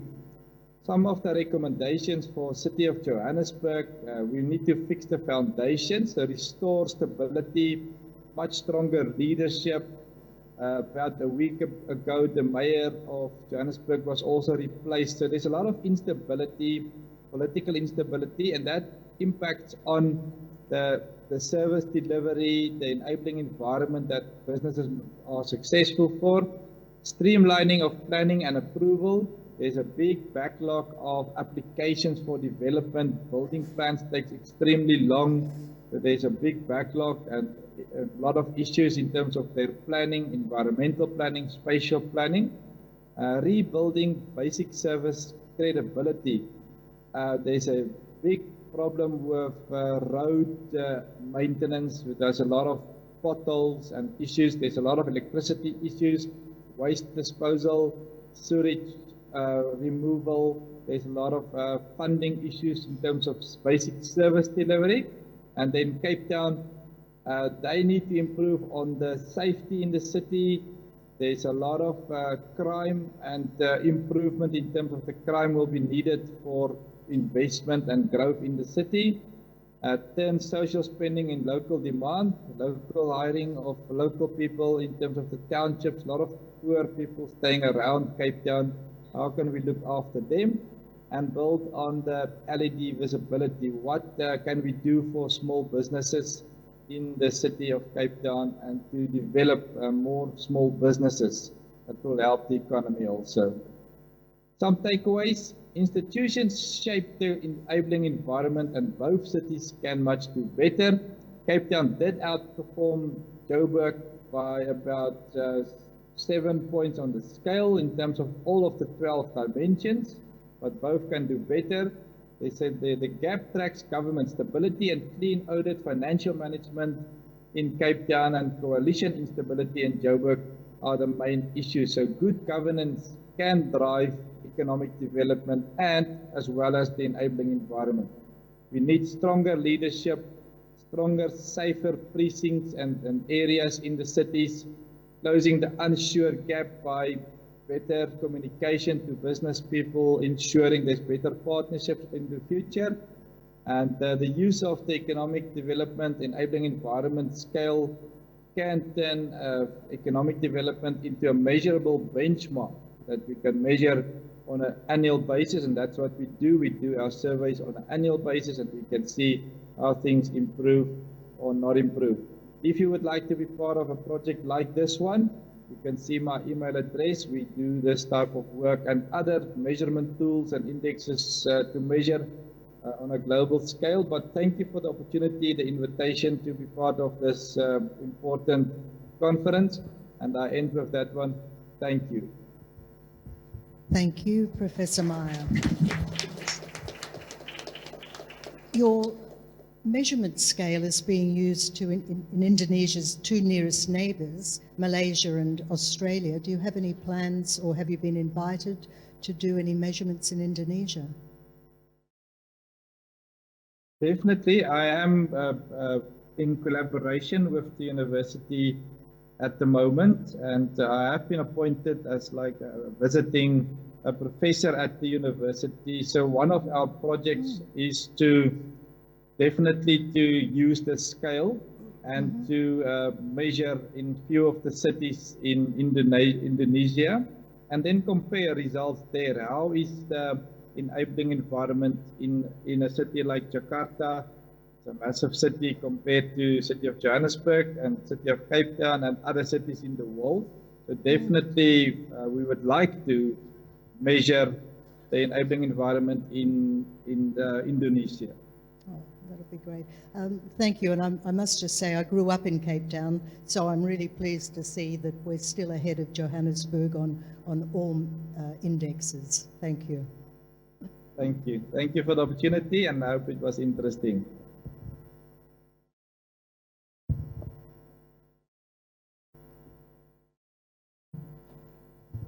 That concludes our speakers' sessions. I'll now call on Dr. Tatan to lead us to the next part of our conference. Question and answer session, perhaps, Abby? Oh, there you are. Perhaps this is the time for the question and answer session. Yeah. For the participants. Do we have roaming microphones? Yes, yes. Right. Up the back there, we've got a microphone. So please, let's go to our first question there in the middle.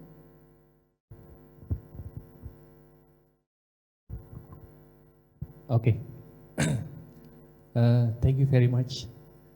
I'm happy to come here. Well, first of all, I would like to say thank you for invitation. Congratulations, Icobest 2026, and congratulations for conference chairs, Dr. Seni Lukiardi. Give applause. Okay. My name is Adi Tristanto from Institute Business and Informatika Kusgoro 1957 Jakarta. Our topic today is interesting, I think. Navigation global challenges through innovation, sustainability, and inclusive growth. Talking about innovation, talking about sustainability and inclusive growth, I would like to, my question is, Actually that Indonesia is striving to achieve high economic growth while meeting its climate commitments. I want you to give your view, your opinion, to discuss that what are the most critical policy innovations needed to ensure that sustainability and inclusive growth become complementary objective rather than competing priorities. For each speaker, thank you very much. Again, Yes. do you mind asking that the discussion question again? Comparisons, did you say? Yes. Could you repeat your question? For the first question, for the answer for from Prof. What is it from Croatia first, the first time. What was the question? Yeah, my question is for all the speaker. Yes. What's your opinion? What's your view that what are the most critical policy innovations needed to ensure that sustainability and inclusive growth become complementary objective rather than competing priorities in Indonesia, for example? Thank you. Thank you. Well, I don't see them as competing as a whole because inclusivity and sustainability, in my interpretation, go hand in hand. Whether this is happening, I think we need, what is the main challenge?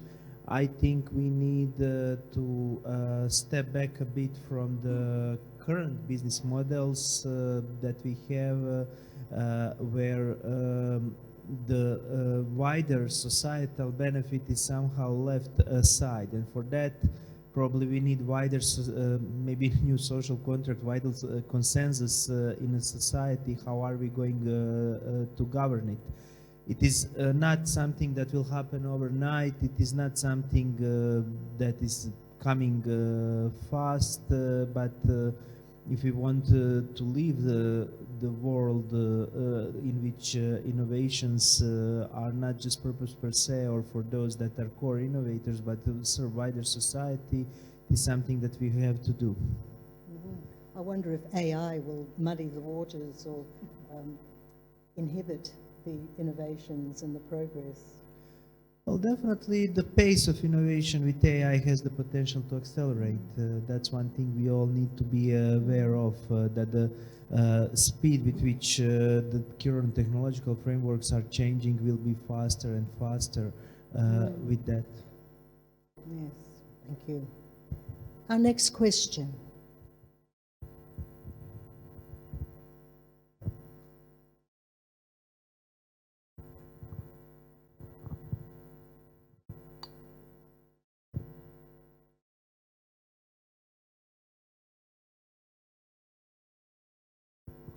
Hello, and good morning, and I'm Kolka Babit from University of Kebangsang, Malaysia.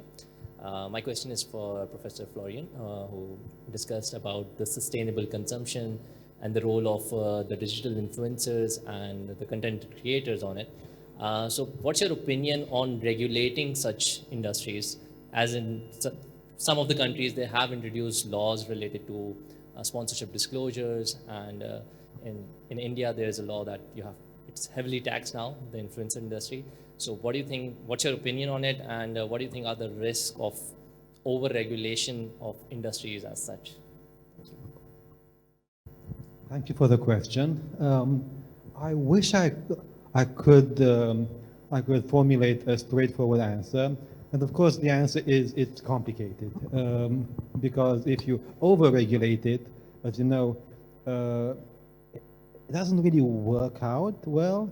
And if you just, I'm not a free market person. I don't think the market has answers for everything.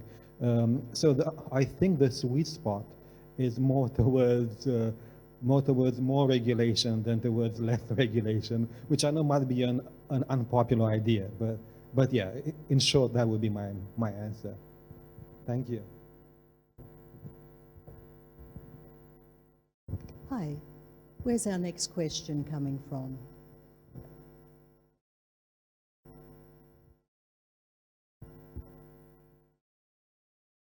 I see a hand raised in this section.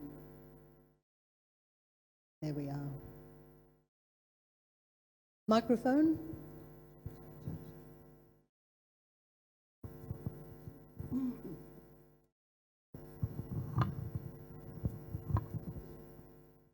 Okay. Assalamualaikum warahmatullahi wabarakatuh. Good morning for all the speakers. Thank you for this opportunity. My name is Jusmalia. I'm from Universitas Jenderal Ahmad Yani Cimahi. I want to ask specifically to Mr. Florian Andre Vlad. So I kind of want to respond your questions about the customer culture in Indonesia.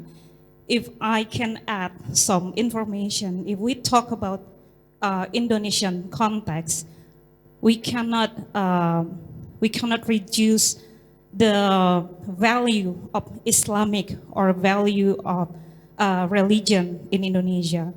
The first thing, we will talk about halal certification. So if Indonesian people want to buy something, they will, especially for the Islamic people, they will choose the halal first.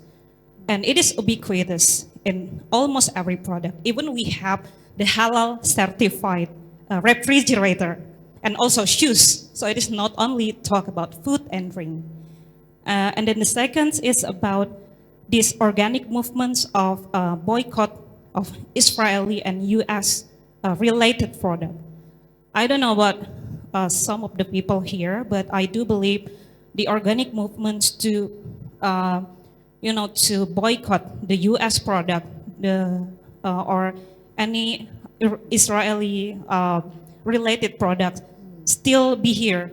I can still feel it in social media. Some people still judge the people who still buy the Starbucks or KFC or McDonald's products. And some of these markets really struggle to find their place in Indonesia because of the customers try to buy any alternative and it is local product. You know, there are a lot of like the local product from chicken, the fried chicken from Indonesia try to compete with the American product. So I think there are these two things you can consider if we talk about Indonesian customer culture in Indonesia. Thank you very much. Thank you so much. That was really interesting and useful. So I'm really interested in finding out more. And if I'm not mistaken, I think there is also halal certification for music. Is that correct? Okay, okay. And I wish I could give you a direct comment to your point about boycotting Israeli and American products. I think you can guess my opinion, but I work in a European country, so I have to be careful about what I say about this. But I think you can guess my views on that. So yeah, thank you very much. This was useful, and maybe we can talk more about this maybe later. Thank you very much. Does that open up further questions for you? It's a very interesting topic. Another question from the floor. Microphone coming to you. Yes. Thank you. Good morning. My question is special for Dr. Andreas. We know that ASEAN has a big problem until now, and then I think until now there one problem. The big problem is how the Asian deal with the two principles. There are non-interference and then the consensus. Because I think the big problem for ASEAN until now is how to deal with the two principles. Because yeah, like maybe how to deal with the Myanmar crisis and etc. And then the big problem is the two principle of the ASEAN until now. Thank you. Okay, thank you for the questions. Yeah, we saw that the principle of interventions or interference has become a problem. So like I said before, the international community is widely misunderstood with this principle. Yeah, but in the 2007 at when the ASEAN's age 50. We have a standard ASEAN Charter. ASEAN Charter is reduced how to the commitment of this principle is more than less, is not really tight. Yeah, it's not really tight about non-intervention. Is just non-interventions. In the article, in the 5th article of ASEAN Charter, is just say that when this region need support from the other members, then we can tell the other members. This is maybe is become the biggest problem. Yes, because yeah. But I tell you before that if we want to make the integrations, we cannot compare with the European Union concept, because yeah, we have a different theory and different concepts. Why Asian took community and why the European Union take the union? Yeah, because yeah, like I said before, the ASEANs more than make the good intergovernmentalisms, not like European Union that would they make the supranationalism. So yeah, we will see how to ASEANs going, because like I said, ASEAN is unique. Yeah, it's why we talking about the relevance of ASEAN today. Yeah, many people said all that ASEANs do is fail. All the ASEAN do is weakness. Yeah, weak. So yeah, we discussed ASEAN for today. Thank you.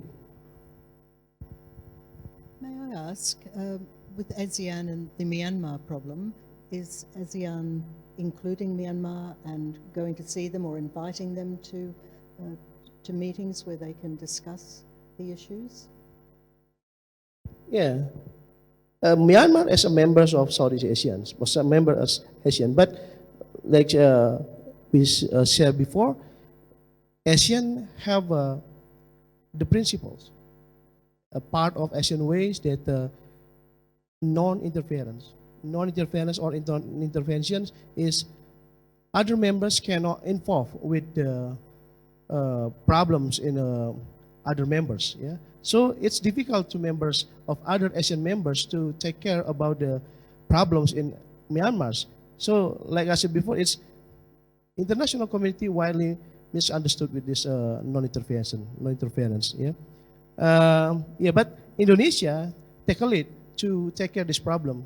Yeah, at the time, 2011, Indonesia become mediator from this Myanmar, and also have a 5-point consensus. Yeah, but yeah, once again, this product is not running smooth. Yeah, because yeah, the Myanmar itself is yeah, not to cooperate with the result, because mainly ICJ also, International Court of Justice also has made decision to the Myanmar, but still become a problem. So ASEAN was not responsible for lobbying for Aung San Suu Kyi and helping her to have 20 years cut off her sentence. That was not ASEAN. Thanks. Any more questions from our audience? Perhaps from the students over here in the right section. Can you formulate a question, please, for our speakers? Back to the middle. While you formulate, back to the middle here. Microphone, please, in the middle. Keep your hand up.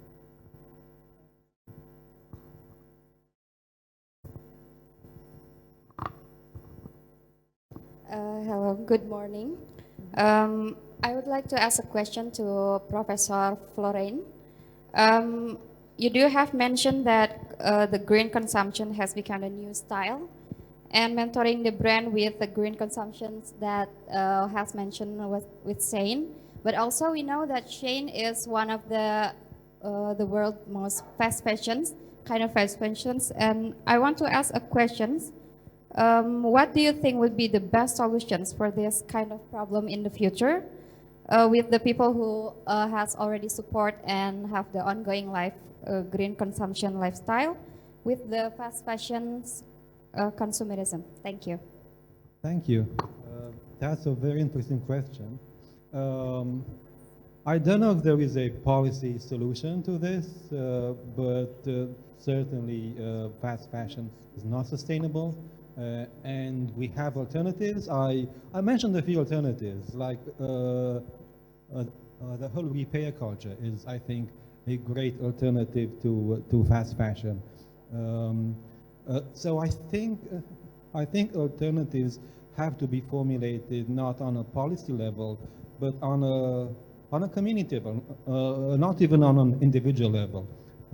I think they work better with communities. Does that answer your question? Yes. Thank you so Thank much. you. Do we have a final question from our student body sitting over there?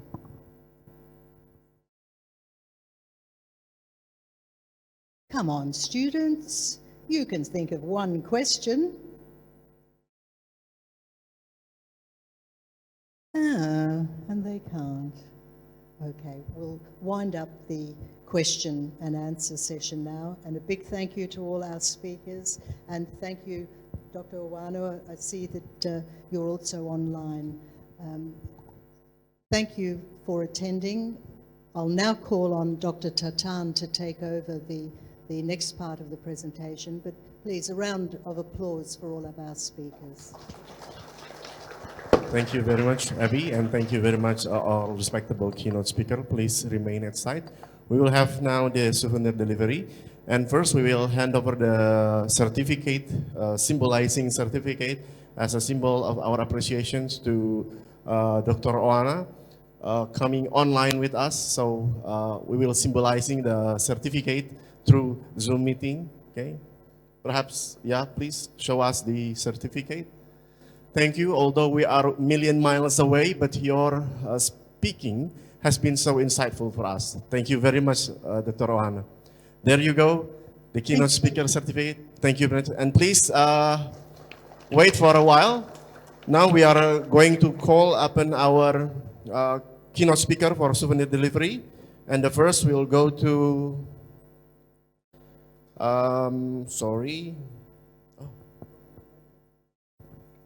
Associate Professor Florian Andrei Vlad from Ovidius University Constanta, Romania. Please come. And we would like to call upon, just in the middle, Professor, okay.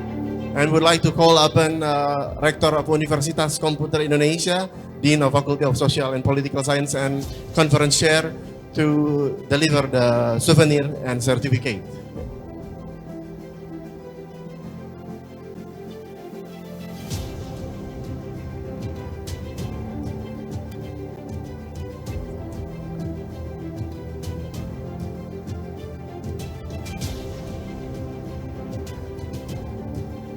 For the first souvenir delivery will be given to Associate Professor Florian Andrei Vlad of Ovidius University Constanta, Romania.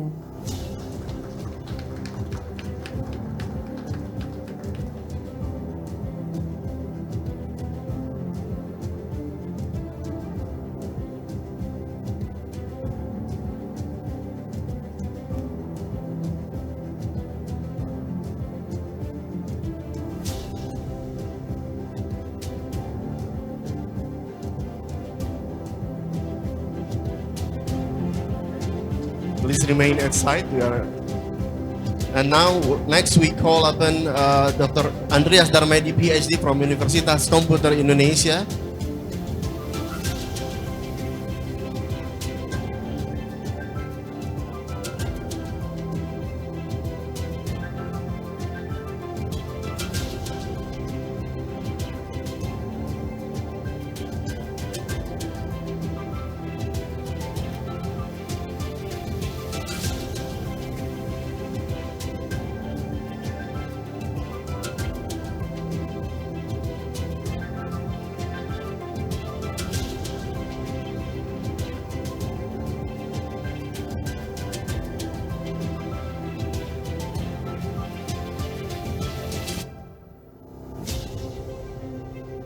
Okay, thank you. And next, the souvenir delivery will be given to Professor Dr. Science Nebojša Stojčić from University of Dubrovnik, Croatia.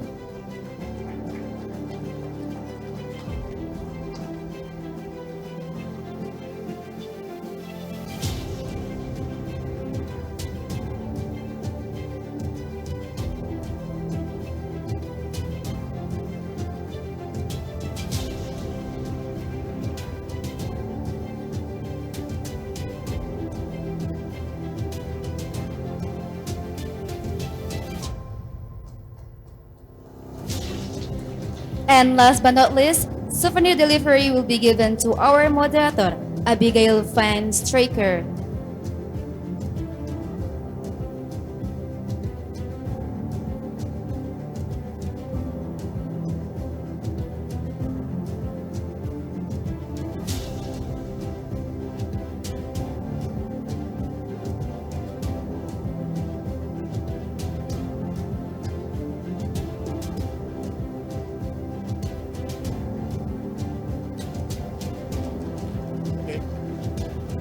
Big round of applause for all the keynote speakers, and we would like to call upon again all keynote speakers, the rectors, as well as the dean and conference chair to go to the middle for the photo documentation.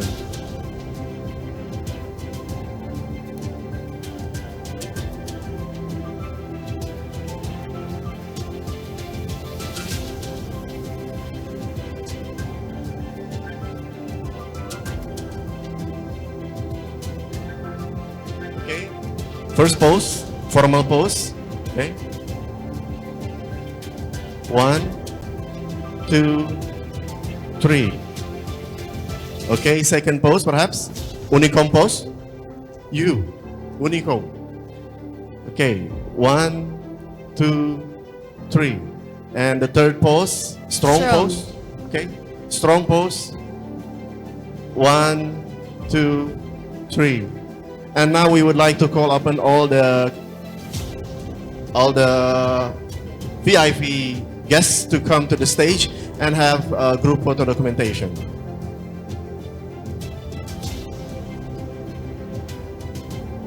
And our guests also from Thailand, as well as from the Australia Volunteer Indonesia, Japan, from JICA also, and the NGO representative of NGO representative.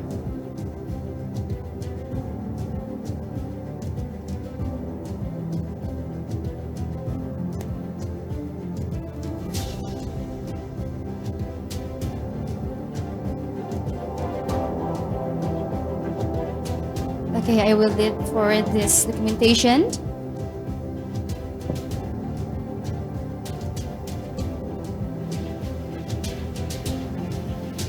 Kamera sudah siap? Sudah? Move forward. Please move to that side, Miss Erica, and if you don't mind, to that side to be more balanced.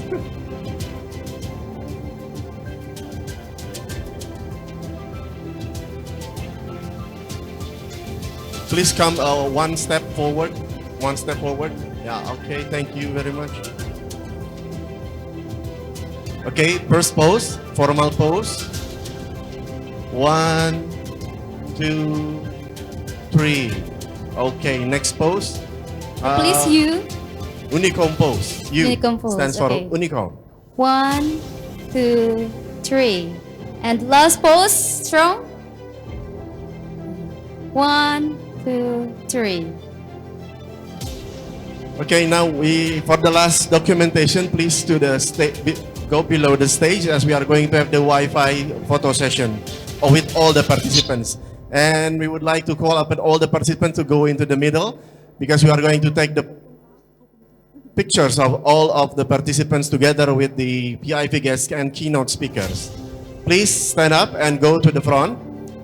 Ladies and gentlemen, please stand up and go to the middle or to the center of the stage, as we are going to take the photos of all the participants and the keynote speaker, as well as the PIP guests at the same time. And for the students, please go to the center We are going to take the photos of all of you here. Okay. Okay, for the first pose, formal pose. Okay, I will count to 100. No, to 3. Okay, 1, 2, 3. Okay, once again, 1, 2, 3. Second pose, UNIKOM pose again. Like this? Okay. The participants behind you may raise your hand. 1, 2, 3. And the third pose, the strong pose.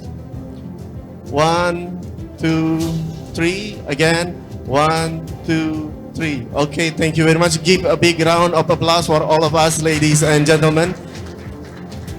And please return to your respective seats.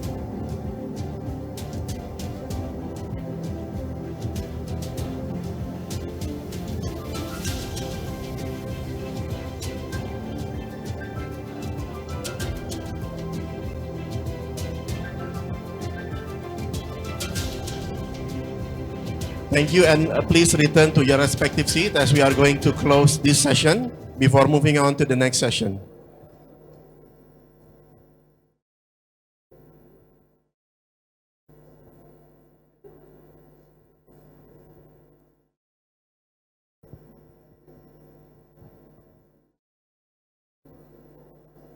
Ladies and gentlemen, please return to your seats as we are going to close this session.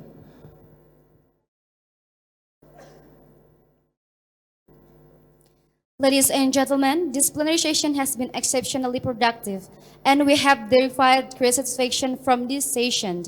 Nevertheless, due to time constraint, we must conclude it in preparation for the next item on the agenda. Ladies and gentlemen, before proceeding, we must remind all participants that lunch break will be held for an hour in the 16th floor of this building. The parallel sessions will start at 1 p.m. to 4 p.m. and the parallel rooms are located in the 11th, 12th floors. The committee members will be available to guide you. And we need to remind you also that praying rooms are available on the 16th, on the 15th, on the 8th, and the 2nd floor in the basement. Please keep your time in line with the agenda, ladies and gentlemen.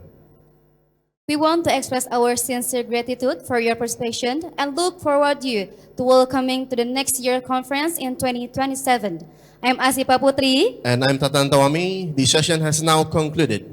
I We wish you a pleasant day ahead. Good afternoon. Wassalamualaikum warahmatullahi wabarakatuh.